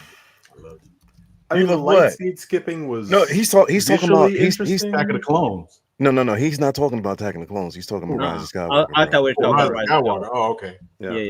I'm talking about Attack of the Clones. I mean, the concept of the light speed skipping was silly, but the visual was interesting. The visual was great. The visual was interesting. The concept, I'm like, and you had the whatchamacallit, the hollow, what's the joint called? Holocrons. The holocron. Oh, the Wayfinder. Like they put it in there, and it's like Star Wars knows what it is, but they never explain it. It's just there, and I was like, "Oh, it's a holocron," and it's just wait, when did they explain holocrons in the movies? And it was like, I just go with it. You see this little thing we don't know. Triangle thing. We're not going to tell you either. I don't know. Fuck it. Let's just go. We're here now. Like, I couldn't even introduce the shit because we already got here. Listen, I mix shit up. I don't know. Liz, we listen. Somehow Palpatine returned. We're not going to tell you how. Yeah. So listen. Like, we're certainly not going to show you how. Listen. So somehow Ryan Johnson got hired. Yeah. So listen. This movie, as badly received as it has been, there were certain small sparks in the movie that I can say that I enjoyed. The whole, Luke's explaining of the reason why Leia stepped away from, the teachings of, actually becoming a Jedi, because of the revelation. That I liked. I liked that particular scene a lot. I love the sound audio, that was there. Hell, I even loved the visual of her running towards, running away from a TIE fighter and then flipping over it. Like, I like that aspect of it, was dope. But I think with this particular film, it watching it just felt like they rushed through everything just to get to a point that was never achieved at all. And again, the biggest sin that they've committed was, with all these films, was you're setting up characters and the lore, the mystery surrounding characters such as the Knights of Ren, just to get them fucking slaughtered and just have us a rotating scene of them on top of rocks like they're a fucking boy band. You know what I mean? Like, bro, that shit. Or farming. Yeah, bro. I mean, you got to have them doing something cool, and then you can drop them in a Sarlacc pit. But first, they got to do something cool before you Boba Fett them. And I even liked the well, I thought they were going to go more into it, and they didn't. I wish they would have expanded more, because I even when I saw it, I was like, you know what would have been a dope aspect of this film. And so here's the thing, and there was just me having this idea, because remember, if we go back to The Last Jedi, remember when she went into the cave and she just saw different versions, or she saw just the mirror images of herself, all of those images, and even in the wake of that, like it was like everything, even when she did the snap, it was delayed with each image. It almost made it feel like, well, if we don't know who she is, right? If they never said who would it have been more interesting if she was somewhat of a clone? Instead of basically saying that there was any lineage, would it have been that she was an actual clone, a version of a clone, or this aspects? Because the reason why I say that is when we saw the trailer, Vinny didn't. When we saw the trailers, right? They showed us later on, when the trailer started coming out, we saw the dark version of Rey. And I was like, yo, that would be fucking dope if she was an actual clone. And there was a struggle in between that. So that's what that scene almost made me feel like. But then to see that it was just a vision, I was like, you wasted an opportunity. So are you saying that we could have had the Emperor was still alive, and the dark side Rey could have been his apprentice? No, fuck the Emperor. Fuck the Emperor. They should have took that out of this fucking film. I was just asking. Fuck that Emperor, bro. Because here's the thing. Here's the thing. Because what was setting a lot of this up, and again, if you played Battlefront, right? And you know, and did you play like the main storyline with Ida got, what was it? Ida Versio. Ida Res or Versio or something like that. Yeah. But so remember what they found, and what was it called? Project Charlie, what is it? Necromancer, yeah. Right. Cop up, Charlie. Yeah. Oh, you got it. So what I'm thinking is, like, the potential that game set up with the story going forward, and it never paid off. It never paid off at all. It didn't at all. There was no payoff, because they mentioned nothing about that shit at all. And it would have made more sense if you create that.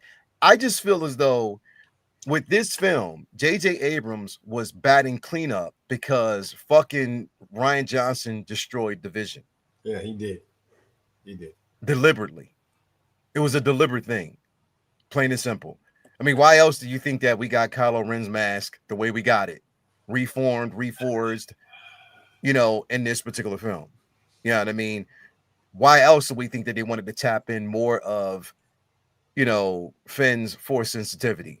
Even the awakening aspect. Vinny, you talked about it, or, you know, you and or X, we talked about it, the awakening. Because remember when he met the other crew that were also stormtroopers, they talked about the feeling, the awakening.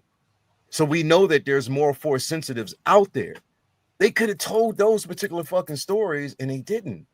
They just left too much on the table to make things more familiar, and you failed at it. As soon as they made that fucking announcement that Palpatine was coming back, I was like, you know what? I'm done. Yeah, I remember it too. I was like, damn. I'm done. How's that gonna happen? Clearly desperation, because they didn't know what to do, and they needed to kind of convince people to I don't know, withdraw. It's sad because it clearly was Snoke's and JJ's intent to have Snoke as a villain at the end, and somehow they let Rian Johnson squash that, and instead of pivoting to Rey versus Kylo, which was the clear plan B that made the most sense, they had to do yet another fucking redemption story, and it's like, oh, not every villain in every movie always has to be fucking redeemed and like just misunderstood. It's like, no, have make No, it have him be make evil. sense that He Luke turned to almost the murdered dark this side. man. Like, make it make sense that Luke almost murdered this man. Like, that is your villain. He was the most talented, most interesting, like, new villain that we'd seen in a really long time. Kylo was amazing. I wanted to see him be the final Yeah, big bad. bro. And Yeah. Star Wars, the original trilogy, kind of sidestepped it and made Palpatine the final boss.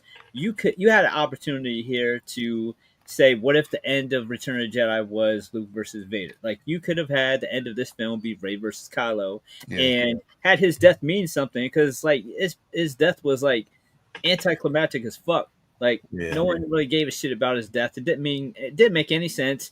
It was just fucking waste. Like, you had him kill Han, like, all that was for nothing. Vader killing Palpatine was for nothing. It's like this whole movie was just the last two films just kind of took a shit on everything the sequels and the OG trilogy did. And so it was like, if y'all And the weren't ready prequels. for a story, figure out And what the to do. prequels. You should have just fucking just like, all right, we're gonna need another year to figure this out. Yeah. I mean, that was the original plan for the script for Duel of the Fates is fantastic compared to what we got. What we got. It takes place on Coruscant. So again, coming full circle, Kylo Ren is running the First Order. He is not a good guy. He has gone full on, I'm the Dark. villain now. Yeah. Which made perfect sense. He's wearing the mask because he fucked up his face in like a mini explosion, so he has to wear the mask now. Yeah. Okay. It's all coming together, and Finn's leading like a stormtrooper uprising on Coruscant, against the First Order, and he's so they're rebelling in that way. I mean, come on, that's great, some pretty great storytelling. But no, let him lean into being bad. He doesn't need to be redeemed. No, and that's the thing, is because you're going off of the same fucking trope, the same thing that was already done. They wanted to make it fucking familiar, bro. They didn't need. I'm tired of the redemption storyline. His grandfather was redeemed, but guess what? His grandson wasn't. Just let him that's be the tragedy of all this. Is evil, bro. With the hatred that's in you. Die with that level. You want to mimic Darth Vader? Well, Darth Vader was redeemed. You, on the other hand, are going to go full on dark side. Yeah, bro. You're irredeemable. And it has so much potential. Hell, like, lean into it. He killed his own fucking father. Lean into that, man. Lean into that aspect that the hatred is there. I mean, because doesn't that, like, it justifies Luke's temptation to kill him, because he's seen just how evil this motherfucker was going to be. Yeah. You're right. That actually would have, like, Luke is like, Luke, you were right, actually. Although it would have been nice to show compassion to your nephew. You were right, actually, in that this was his future. And, you could have stopped it. You didn't. And you were probably right not to stop it, but you were right. What was crazy about it, I mean, he killed his father. He was about to kill his mama, and he stopped, but he let somebody else do the job for him. It was like, damn, dude, how much more evil can you be? Like, they should have let it just go, like you said. Let him become full-on Sith, become the Emperor, whatever you wanted to be, and then we could have had a story. He should have never took off his mask, bro. We never got there. Never got there. Lukewarm love story. Very lukewarm, bro. I mean, I really, really wanted Rey to join him. I really wanted Rey to join when he offered her his hand. I really wanted her to say yes. And then if you want to redeem anyone, you've got to redeem Rey somehow. Yeah, and then what? Finn redeems Rey? Yeah.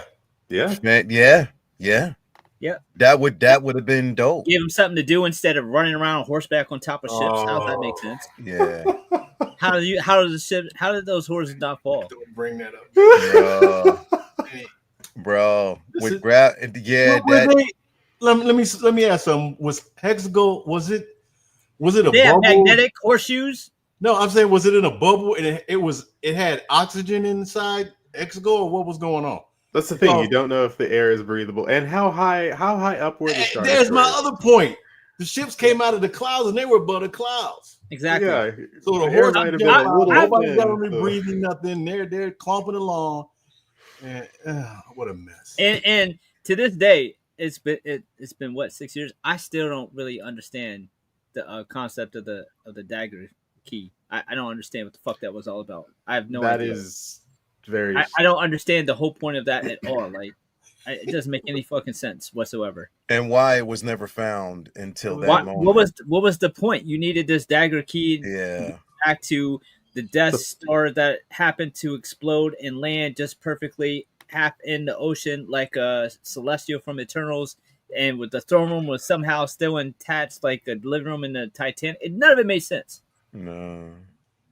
Nah, because it Why would what we saw that Star Destroyer completely obliterated. We saw it. It was completely obliterated. There was nothing landing anywhere at that particular point. Yeah, you know what I mean?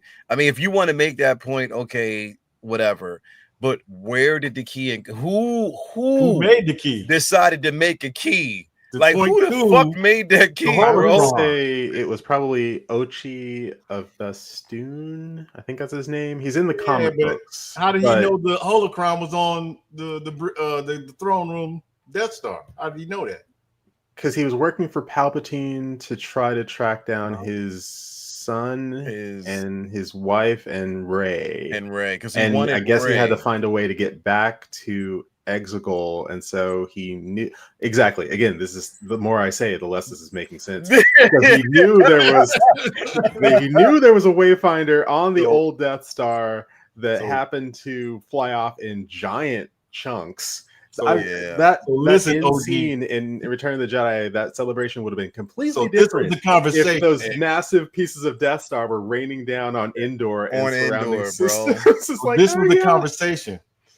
OG, if the Death Star gets blown up, it's gonna land right over here in that water. You see it over there? So it's gonna land right there. So I don't want you to make this knife map the point where the holocron is. I want you to get it so we can get the Exegol, but don't give it to anybody.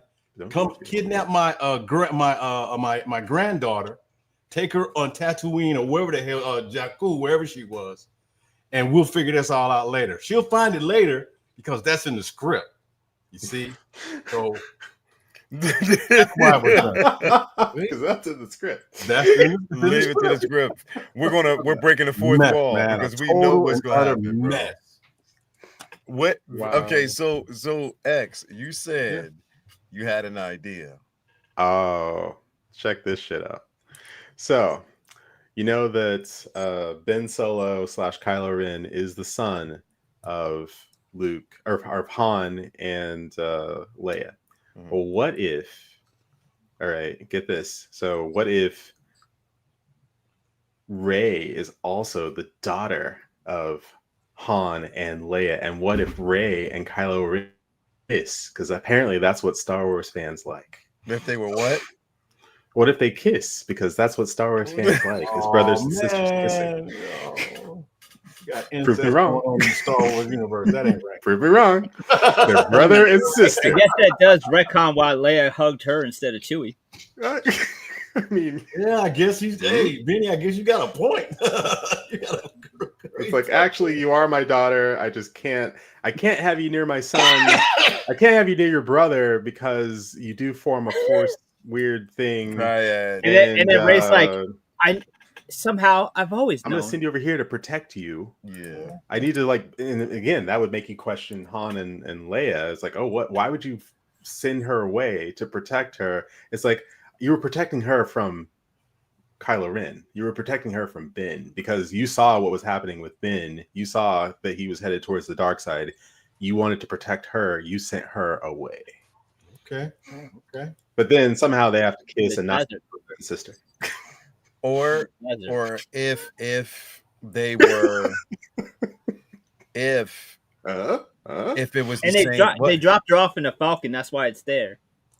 Okay, that explains it. Or if they knew, again, if what was felt in Ben, they knew by, again, cognizance or whatever that this is where he was heading.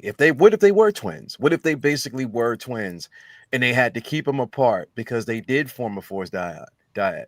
And that again, it's a full circle. One of them stayed with them or whoever, and then Luke, instead of taking Ben, takes Rey and watches over her. Until he's like, well, the force is strong in this one. I have to teach her. Make fucking, what was his name? Snoke. Make him a fucking character, a villain, not a fucking clone, not something that was created. Make him a student of the dark side, someone who was almost just as strong and picked up where Palpatine left off, who basically felt the dyad and took Kylo under his fucking wing. Make him extremely evil and then let Kylo know, oh, there's another. And both of you combined, both of you together can rule the galaxy. Brother and sister, you can both do it. You are that powerful. We need to find her. The entire film and the entire saga, they are trying to find Rey. Because that's the only way it can make it work. And you have basically both Rey and Luke going to different places. He's still teaching her, but they're going to different places to hide her away from whatever. Okay, well, let me ask you something. Does this story involve Babu? So if he's not in it, I don't want to see it, okay? I don't want to see nothing. I'm done. I forgot how much I like Babu Frick. I'm like, I really like Babu Frick. Okay, let's take it even further. Actually give the Knights of Ren something to fucking do by having Kylo send them to hunt to hunt her. Yeah. They're basically trying to find her. Yeah, man. They could have give even them something. They could have had them interrogating somebody, fighting some dudes in the alley. I don't know, man. That was so. You know what I mean? Give them something to do. Give them a reason, bro. Give them a reason to exist because you didn't at all. All I seen was them rotating on camera. Who you are, where, as long as you love me. That's all I fucking saw, bro. You are my father. Yeah, bro. That's all I saw, bro. They just should have started doing a fucking dance move, bro. Yeah. Yeah, what I mean? Wind blowing the button ups in the. Yeah, bro. Like literally, it was bad, man. Literally, and then basically have the simple fact that okay, you have Rey, but also the Force still awakens, and then Luke finds Finn, someone who also is equally who is powerful. Yes. Give him something to do, knowing that again, that connection between him and Rey is there, and like Vinny or like you said. Have it or what it, it was you, X. Have it to where as the temptation is there, she does go with her brother. Yeah. Then Luke uses Finn to help him find her. Yep. And it's Finn who brings her back. See, you're tying the story. It makes sense. Yep. Or makes sense. Have it this way. Luke stays away because again, it gets even better. Luke stays away. He keeps Rey with him. He makes a promise to both Han and Leia to stay away. They're trying to find her, and the only way that they can bait Luke is both Snoke and Kylo find Han and slaughter him right in front of him, bro. That would have made sense. You need to come out of hiding. We have him. Your father. We have your father. We have your father. We have your best fucking friend. The heartache, bro, of knowing that you failed because of a promise that you made. Can you imagine that? It's like, and my friends, remember when Luke and Empire, they're in pain as he's having visions. She's having visions of her father. He's in pain, and Luke's like, always in motion. And like, will he die? It's like, always in motion is the future. And Luke's like, if you go help him, you can. But you would destroy all for which we have fought and suffered. Luke can do. He can say, I've been there. I know exactly what you're feeling. I went in headstrong. Yeah. I know this. I know what you want and what the desire is, but you're not strong enough. Yeah, instead of Yoda, he can answer questions instead of more riddles. Yeah, right. It would have made more sense if they would have did that, but they didn't, bro. Leia basically dealing with the heartache that her son, the one that she believed that could have been redeemed, killed his own father, and then having to face the simple fact that he's never and will never be redeemed. You know what I mean? Like he can never come back. And they could have He's had gone. that scene of Leia feeling Han being killed. They could still, could have still. You can still have that fucking scene, bro. Yeah. You can still have that fucking scene. And the scene where Leia's telling Luke, "I know he's gone. Yeah. I know my son is gone." You know? And it's just like, okay. And you know what? Charlie the Unicorn, you were exactly right. That is too dark for Disney. It will never happen. What about 20th Century Fox? Could they have made that, Charlie? It would never happen. I don't know, because we got Revenge of the Sith, and that's pretty damn dark, bro. So I mean, come on. That sounds like a James Mangold script right there. A lot of death and destruction. Yeah, bro. Killing. But it's a compelling story where you still have the family dynamic. You can still involve the Skywalker. It's still Skywalker family drama, but this is a different kind of Skywalker family drama where it's siblings. And, you know, oh God, the siblings are now teaming up, and they're both gone. They've both gone to the dark side.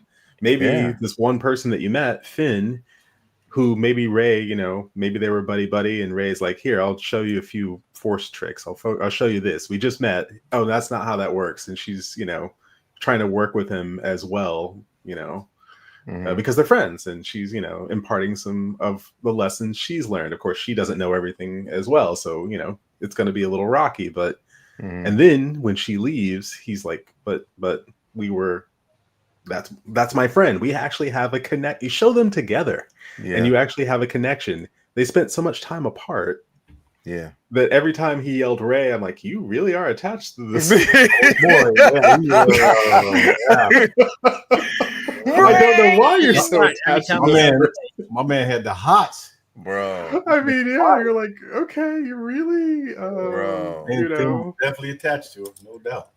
You're really you yelled Rey a lot. You yelled Rey all 3 films. Yeah, he did. All 3. Like Rey is your only like purpose, it seems. Yeah. It's your only. It was his mission. Purpose. It was his mission for her. Rey went to the Death Star. I've got to go to the Death Star. You know, and she friend zoned your ass, bro. Straight up. We will always be friends. I know this. We will see each other again. Yeah, bro. And then we'll see each other again. Maybe she says that before, you know, going off to be with Kylo. Yeah. Wait a minute now. Was that she told him that before she saw Kylo with no shirt on, or after? I can't remember. She said that at the end. It was before when he's injured, and you know, she runs off to find Luke. That's right. So that would have been infinitely more compelling if it's like, hey, guess what, Leia? Both your kids have turned to the dark side. Exactly. What are you gonna do? Is there any chance? There's not a chance of saving this one, but maybe there's still a chance of saving this one. Gotta take him on Dr. Phil. Exactly, bro. Like there's still a chance, and maybe Rey with you know, she goes with him with the intentions too, and thinking that she can redeem him, but you know, gets almost damn near enticed. So the girl on the horse, Poe, the girl with the 2 pistols, they're all out of the movie, right? No, they're not. Those characters? No. They can still be in a movie. Okay. You can just have Poe play more of a prominent role as that's exactly what I'm talking about. You can have him play a more prominent role in the Resistance. Big dive kick to the curb. Yeah, like more, you know, he can have a more prominent role within the Resistance itself. You know what I mean? Where he's just not just, you know what I mean, this particular character that, you know, is along for the ride. You know what I mean? Unicorn, you're absolutely right. We are retelling Dark Empire with different characters. Yeah, we definitely are, bro. Almost. But it makes sense. If you want to borrow, instead of borrowing from other films, borrow from some of these damn books, man. It makes sense that you can tell the story. But we'd still have Kylo Ren kill Snoke.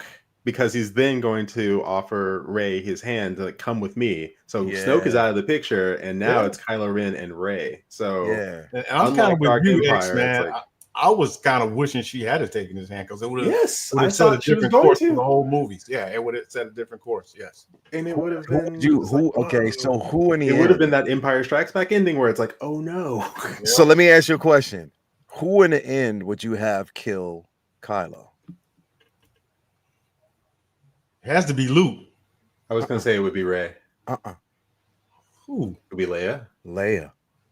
Oh, she got to kill her own son. She feels as though, but in the process of killing him, she also dies as well. And turns into the good force ghost. Okay. Because you can't let Rey do it, otherwise Rey may turn to the dark side. It's because like, no, this isn't on you, this is on me. I'm his mom. Exactly. And I got it. Because she walks away from it because of fear. She has to face her fear. And her fear is, or the overcoming that fear is facing it. Your son is no more. This is something that you basically have to do regardless. You still have a daughter. She has to live. That light that you saw was always in her and not him. So to give her a chance, you sacrifice yourself by killing your son. You and him go. That's the only way. You know what I mean? Like, that's the only way that it can happen at that point. I like it. Our version of a movie. I'm just saying, it would have made sense. Her like cradling his body, his dead body, you know, having that. Just as the space station is blowing up or something, and she's just like, you know, rubbing his head and, you know, maybe humming or something. It's like, oh god, oh, that's beautiful. Yeah. And then we fast forward to both Rey and Finn's future, and you see a young guy walk up to him like, "Mom, Dad," and it's Drake.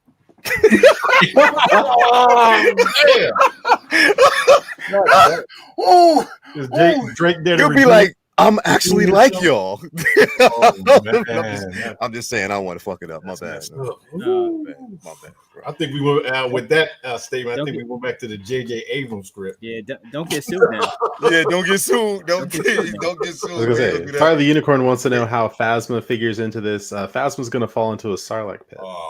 Well, you know what? Make Phasma more prominent as well, man. Because the thing is, the Phasma book was dope as fuck. The Phasma book is great. It is dope as fuck, and they didn't expand on it, especially the lineage and the family or where she comes from and her people. Because you know so much about her character, and like, she is willing to survive at all costs, and she can another way she will throw you under the bus. Yeah, have her as one of Kylo's main generals.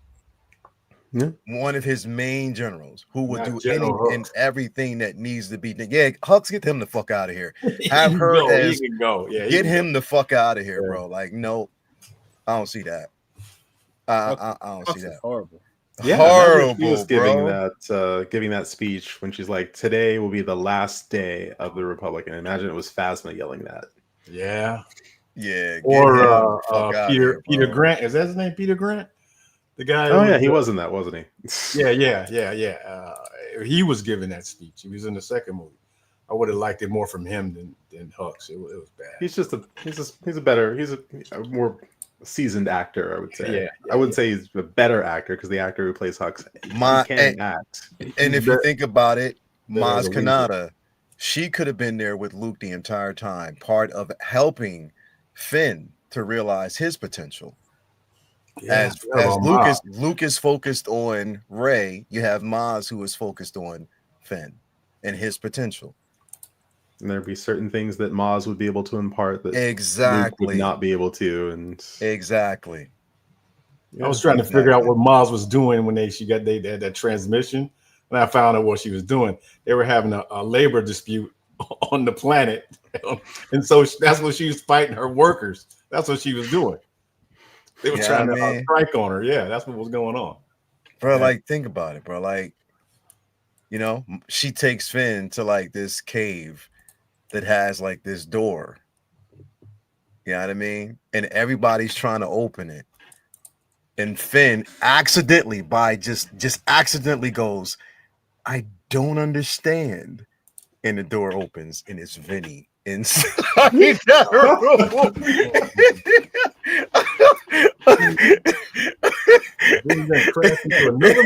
They had to change the room to the cave so that they didn't get sued. They get sued. Wow. No, but I'm just saying, bro, like aspects of this film, getting there is the journey. Because we've just told the story of 7, 8, 9, man. Of how that could have gotten there, how it could have started, and how it could have ended. You could have still started with Kylo in the very beginning, searching for both Rey and Luke. You can still keep that main piece. Which makes sense why he's searching. It's like, why is he searching so much for these things? Oh, this is the reason why he's searching. This is the reason why. You can still have that opening sequence. You really could. You know what I mean? Like that would make sense. It would make so much sense if they did that, but I don't know, man. We got this abysmal film. Yeah. And they gave it to us with the promise that it would be fucking good, bro. And I'm like, wait, what? What do you mean? Remember when everybody was so excited about J.J. Abrams coming back? Oh, he's gonna right this ship. He's gonna make it better. Did y'all not watch Lost? I was gonna say the person who can't write an ending. I didn't watch it till the end. I can tell you that. There was no fucking end. That's the point, bro. There was no end. He loves his mystery boxes and stuff like that, but you're like, you don't know how to do an ending. Which shit, he never even told us where that fucking monster in fucking Cloverfield came from. You know what I mean? So I'm out, man. No, man.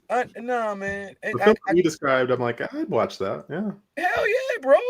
I'd watch it because I think it would make more sense in that aspect. It would. I mean, Chewie's still there. He's still with Han and Leia the entire time. He's still in the picture. R2 and C-3PO are still in the fucking picture. Well, listen, R2 knows where all the bodies are buried. He knows everything. And you know what? This would even be dope too, bro. R2 Have it to whereas C-3PO has been with Han and Leia the entire time. Luke and R2 has been with Luke. Yeah. So when the reunion finally happens, they're like, I've missed you, my friend. We haven't seen each other in so long because of circumstances. You're giving more meat to the bones of each individual character, bro. It makes more fucking sense. It's a damn shame that we can write a better film than they. I think most of the fans and everybody watching, everybody in the chat they probably thought about the same thing. I can write a fucking better film than they did. I can write a better sequel than they did. We just ain't getting paid for it. So speculation. We just talking shit. You know what I mean? At the end of the day, like you can, if you thought about it, even if it took you years, more time to put that shit out and develop something a storyline that was easier for people to follow, it would have made more fucking sense, bro. Literally. You know what I mean? Like, bro. Yeah. Or you do the thing where you tell them, the whole time they were told that Han was their father, but then Leia's like, there was no father. Okay. Like exactly. Like, there was no father. It's like exactly. There was no father. I just had them. He can see. O said, and then they can R2 and they can tell each other stories from within the 30 years, and that's like a new animated series. Yes, bro. What I'm saying, man. R2, I mean, the whole thing is really supposed to be from their perspective anyway, right? Yeah, it's always been from their perspective of ways that they've told these stories, the things that they've seen over time, bro. Like there's so many, bro. This whole trilogy. I mean, look at the people that R2 and C-3PO have been with through the whole trilogy. They know everything. They have everything. They know all the secrets. They know who is who, what's what, where. They know it all. They know it all.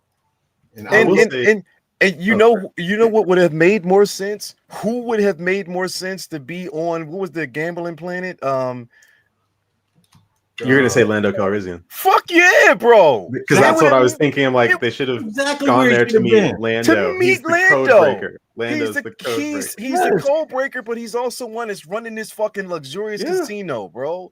Yeah. Why fucking not? That would have made more. See, No, or after the rebellion after the rebellion had broken up or destroyed or whatever it was, he left. Didn't want to be General Calrissian anymore. Went to the planet and became the owner of the casino. And yeah, bro. Yeah, bro. Vinny wiping his head. What you thinking, bro? What you thinking? The whole point of that scene was there's only one person who could break in, and they get there, and it's someone who isn't who they want to see, who just also happens to be able to get it. Like they spend so much time telling you there's only one person who could get you in here, and they get in there, and it's somebody else they were duped by somebody who just was.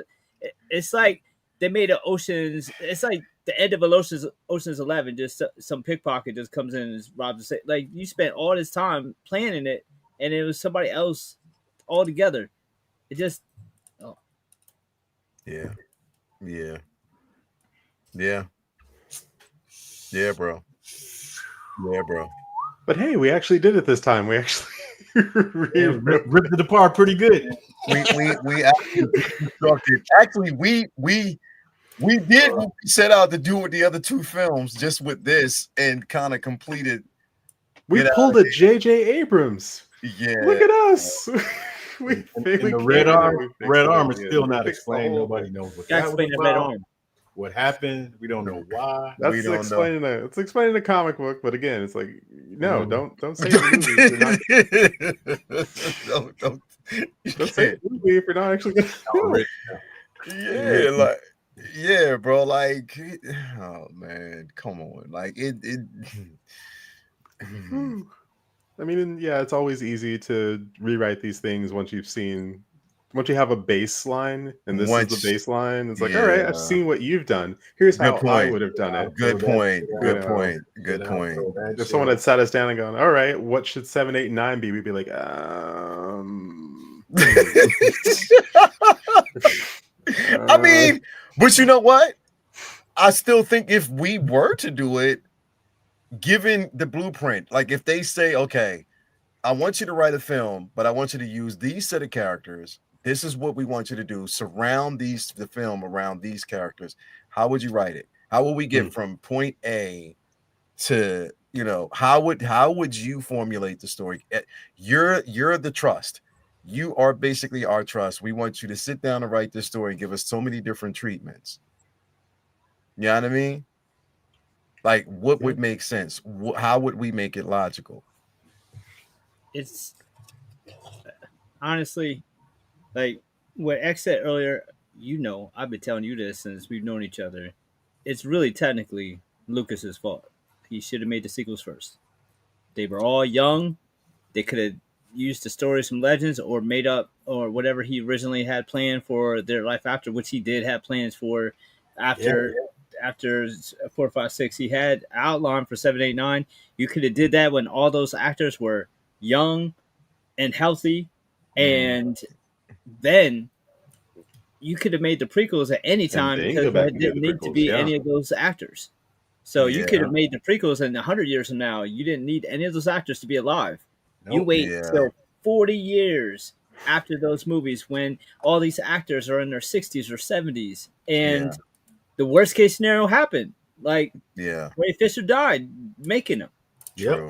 True. And that's a scenario where you can't recast her character because she's so iconic. Can't do it. Yeah, I mean, and all the stories, all of the books, all of them are about their lives right after those movies, not in 30 years when they're all grandparents and shit. Yeah. You know what? I don't know. I've seen him on different things, and I think he really regrets selling Star Wars. I really do. Because I think he had some things he wanted to do, but I don't know why. Maybe he was just tired, and why not take a rest? He thought that he was putting it in capable hands, bro. Well, at that point. He thought they were going to listen to him, and they did. That's what I'm saying. See, but they did not. They didn't fuck what he thought. They got him. Well, that's obvious. Well, shit. Bob Iger said that in his memoir. Oh, did he? Oh, okay. He said that. He said that. Charlie Unicorn. Oh, I'm sorry. I was going to say What's Charlie that? Unicorn. You're Charlie right. Unicorn put Lucas was beat down by a little Yeah, beat that's down what by I'm the saying. fans. He He's was like, tired. okay, He was y'all hate tired. me for everything I do. Fine. Tired Yeah. of the bullshit. Yeah. Which, Against his you know own what, rules. is unfortunate because he kind of, when those prequels were coming out, is kind of when, like, right before social media really was social media, and he had kind of like access to fan feedback that he never had making the other films, and he just didn't know how to take it. He didn't know how to stay off the internet. Yeah. Mhm. Brutal. Some of it was brutal. Travis Mitchell, that is a great idea. That- Ben Solo lost his arm, had it replaced, and C-3PO changed his arm so Ben wouldn't see his own prosthetic arm so distractingly. Just a thought. Okay. Yeah, I can see that. That is, yes. I can see that. All right. He's like, see, I have a different arm too. You're not so different, you and I. And that would be a very touching moment between, C-3PO Right. and, oh my gosh. Yeah. Wow. Okay. Huh. No, those are some great ideas. Yeah, Harlan, I agree. Like they didn't owe him shit, but at the same time, No, they didn't. it I'm not saying they had to listen to him. I'm saying I understand why he felt like maybe he could have his cake and eat it too, sell it and still have not a say, but still have their ear. And I'm sure he thought he'd at least be heard. And I wonder what happened to make him that led him to believe that. Like, was it actually a conversation, or was it just an assumption that he had? But No, yeah, I guarantee you, during those negotiations, they kissed his ass up and down, told him like, "Yeah, we can't. We will be. We can't wait to call you and you tell us all your ideas." It And was you an think about absurd. how many comic book films where they bring in the writer from the comic, and then later in the interviews they're like, "Yeah, they just had me so that way my name was on the credits, so that comic book fans would think I gave my blessing." It's just PR. It's just PR. Like when they bring like Jeff Johns or Jeff Loeb or somebody onto some shitty comic book TV show or movie just to say he was a consultant, so that way comic heads are like, "Oh man, they got Bendis on the show. Like it's got to be good," and they don't listen to a fucking thing he says. Are we talking about the CW? There's a lot of shows that do that, but CW definitely did that with Jeff Johns. I know they did. I know they did. CW put Jeff Johns' name on everything, hoping Everything. people were just like, "Oh yeah, they I know they did. That's why they got Jeff Johns consulting. I'm sure it'll be great." And then you got contrary. I don't know. Travis Mitchell, I like that too. It's like, scratch that. Ben Solo just cut his own arm off by accident when he was younger. Okay. Yeah, I mean that would show how self-destructive he is. Have it to where he wants to become more machine than man. Oh, To mimic his grandfather. Oh, His desire is to be such a carbon copy of him. I mean, he was super emo, and I mean, there's young troubled teens that are cutters. Imagine having a lightsaber at your disposal. True. But how much was he told about Darth Vader? That's the thing. I mean, he had his helmet off eBay. No, I mean, I understand he had the helmet, but I'm talking about. He's trying to keep saying too dark. Too dark. Come on, bro. Too dark. Charlie's like a PR person, bro. Like, too dark. Leo's too dark. It's too dark. It's too dark, baby. It's too dark, baby. No, too dark. Leia, too dark. The unicorn. I don't fear the dark side as you do. No. He's too dark, baby. Come on. Leo, come on, baby. Too dark. Difficult to tell the dark side story is. Yeah, bro. It's dark. Yes, that's right. It's dark. I mean, I think we actually set up here until we see when we put our minds to it, we can actually tell a better fucking story. That's what we should have did before, but we didn't do the shit. We did it now, and I guess that's the most important aspect of it. We did it now. Yeah, I mean, we did a good job, I believe, fellas. Unfortunately, it's too late. It's too late. It's late. It's too late. It's too late. They told the story that they wanted to tell, and yeah. Anyway, guys out there, man, thank you so much for being here. We had a great show, great time, man. I do appreciate it. We tried. We definitely tried. Do or do not. There is we no tried. we we definitely tried. But anyway, thank you guys, man. Vinny, what you got going on, bro? Man, just catch some of us on some art commissions, some art projects that got lingering. Got a nice little break to my next con, so just working on some of that, doing a lot of reading and organizing, and you'll see me again on Comic Book Talk with Friends. There's a bunch of comic book news to talk about. There is. Been having fun with Alien Earth. That's been incredible. Yes. So yeah, I'm looking forward to more Star Wars news coming through. Hopefully, more good things from Starfighter without telling us too much. So, looking forward to it. December 18th. Part of a line, ask a question. Are we going to do this? Are we doing like a whole Clone whole Wars series? rewatch? I mean, it's up to y'all. I'm down. You Clone want Wars Clone rewatch? Wars or Rebels rewatch? Attack of the Clone? Nah, he said Clone Wars. Clone Wars. Like the show. Or do we want to review the prequels first? Oh yeah, we haven't done the prequels, huh? We haven't done the prequels? No. No, we haven't done the prequels. No, we haven't done the You prequels. sure we didn't do? Okay. No, we started out with one. Why X you got that? Why you got that stink face? Like, nah, we haven't done the prequels, bro. Okay. We did Caravan of Courage. Yeah, why the fuck did you? Yeah. Thank y'all. We started with because we started with Andor. Andor, and then we went to A New Hope, Empire, Jedi, and then you Skeleton Crew. Then Vinny brought up Caravan of Courage. Battle for Endor, and then 7, 8, and 9. Thanks, Vinny. Yeah, thank you, bro. I'm here. We appreciate it. we could do the prequel. I'm down to do either the Clone Wars or the prequels. We'll do the prequels first, and then we'll lead into Clone Wars. How about that?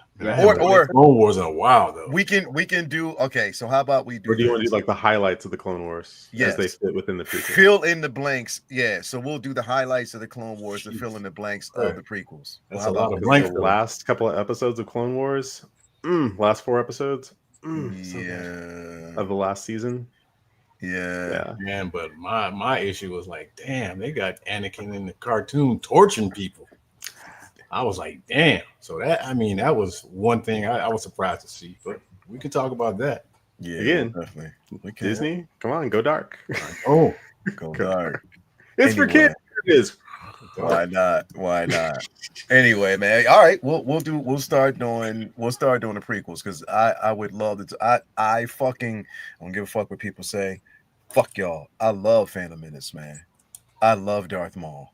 I fucking love Darth Maul. So I'm sorry. And it fucking. You know what I mean? Like the soundtrack, bro. The soundtrack is incredible. I remember my mother got me that for my birthday, and I think my birthday was May 19, and I think that was the day it came out.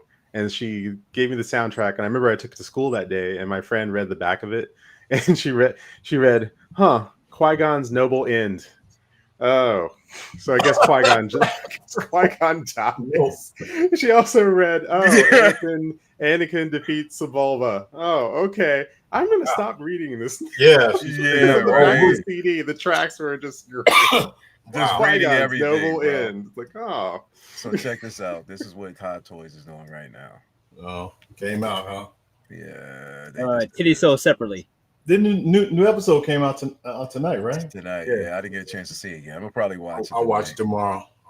Yeah. Face looks. Yeah, bro. Like maybe that's how he actually looks. I don't know. This is like a younger version of that guy from Up. You know, the Pixar film, the old man. This is like a younger version of him. Wow, bro. Wow. Yeah. He does. A younger, sweatier version. Yeah. I'm All having right, John Cena. Love Yeah, you. I'm not. I'm gonna have to do a corner on this one. That's man. not on my list. So okay. Yeah, I'll do a corner on that one just in a little bit. Anyway, man. Thank you guys again. Once again, Vinny, back to it, man. What you got coming up, bro? Yeah, man. That's it. That's pretty much, it. Yep. That's it. All right, definitely, man. X, what we doing, man? I mean, let's see. Sunday Collectors Lounge, where I'm sure we'll be talking about John Cena, and then Tuesday Alien Earth Aftershock. Yeah. Wednesday, Uncle what Keith, time are you doing say it, that? Uncle Keith. Say it. I got questions. I got a question. Yo, what He's time not- are you doing those? Well, I Alien wanted Earth to do Aftershock. it. We do it after the show. So, what works for you, bro? Yeah, I mean, last week I was partying with John. I had worried about partying with Johnny, and then I didn't get to start it until I didn't start it till like 9:00. So by the time y'all were going on, I was still You halfway were through. still watching it. Yep. You were still watching But it. I'll try to watch it earlier next week. It all depends on it, and if we don't go, then I can watch it earlier then. All right, But let me know. I try to be on the next one. All right, yeah, let me know. Let me know because All I got to say is, and I'm not saying what it was, is what is that thing thinking about? That's what I want to know. Oh, that thing is biding its time. yeah, I know. I I'm just going wish like, what? I just wish he had a flute. That'd have been hilarious. Like bro,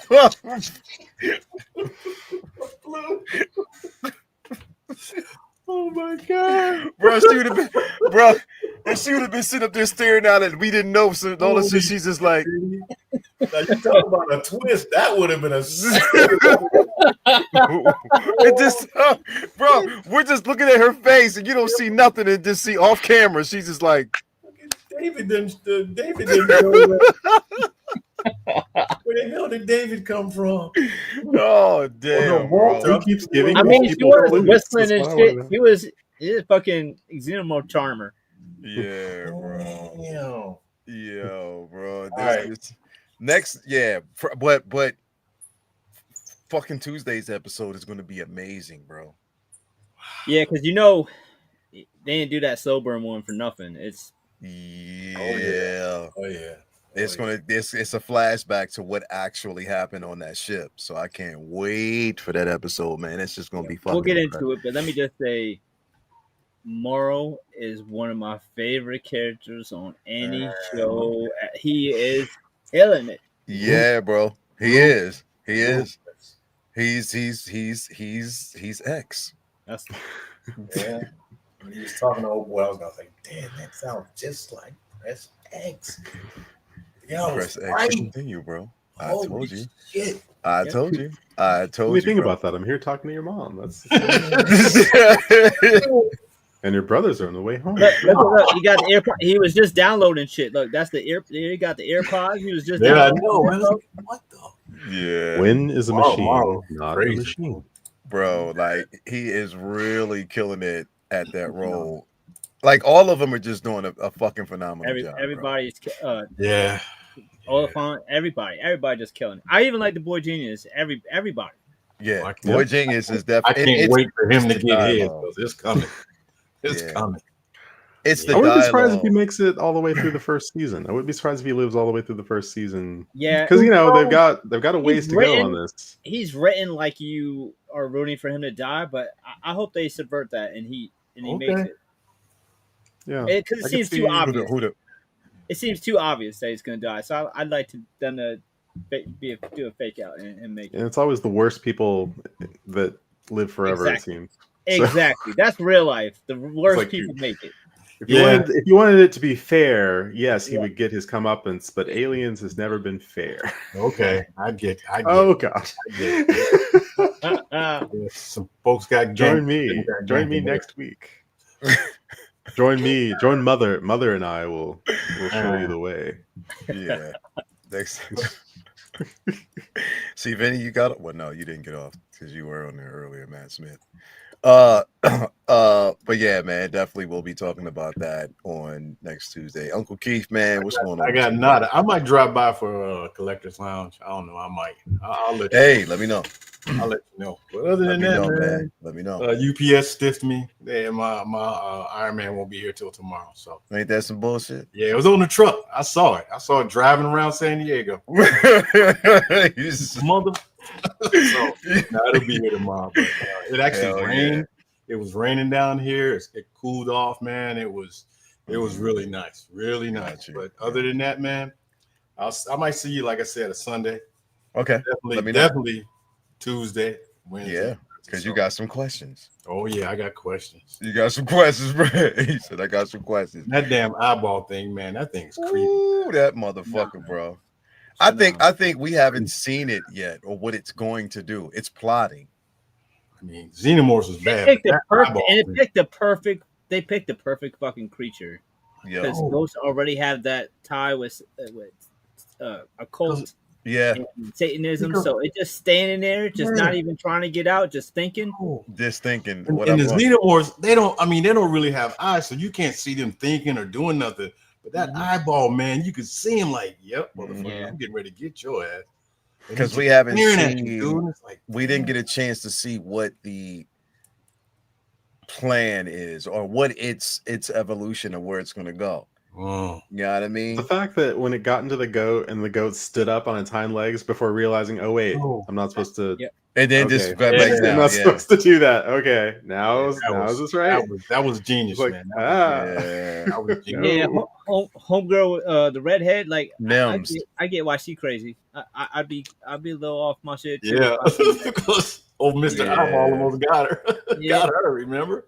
That's what he was trying to get. Yeah, because she's definitely having like those flashes of that moment constantly. So put children inside of superhumanly strong bodies, and the children are now throwing fits and or asserting their agency in the world. Yeah, they're like, I want to rename myself. It's like, okay, now what do you want? And what do you? Oh, now we're demanding things. It's like, all right, okay, what happens when kids demand things and you try to different take things away from children?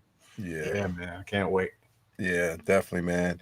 Yeah, again, man, thank you guys, everybody out there who joined us on today's episode. Next Thursday, we'll start the prequels. We'll basically start with Phantom Menace, go forward. We'll start throwing in Clone Wars in between that, and yeah, why not, man? But anyway, now, this is pod racing. Exactly, right? So, we're gonna talk about that because that was like one of my anyway. But yeah, thank you so much, everybody out there, man. You'll have a great rest of your night. If you can't do anything else, always remember, stay uncivilized. We are out. Good night, everybody. So uncivilized.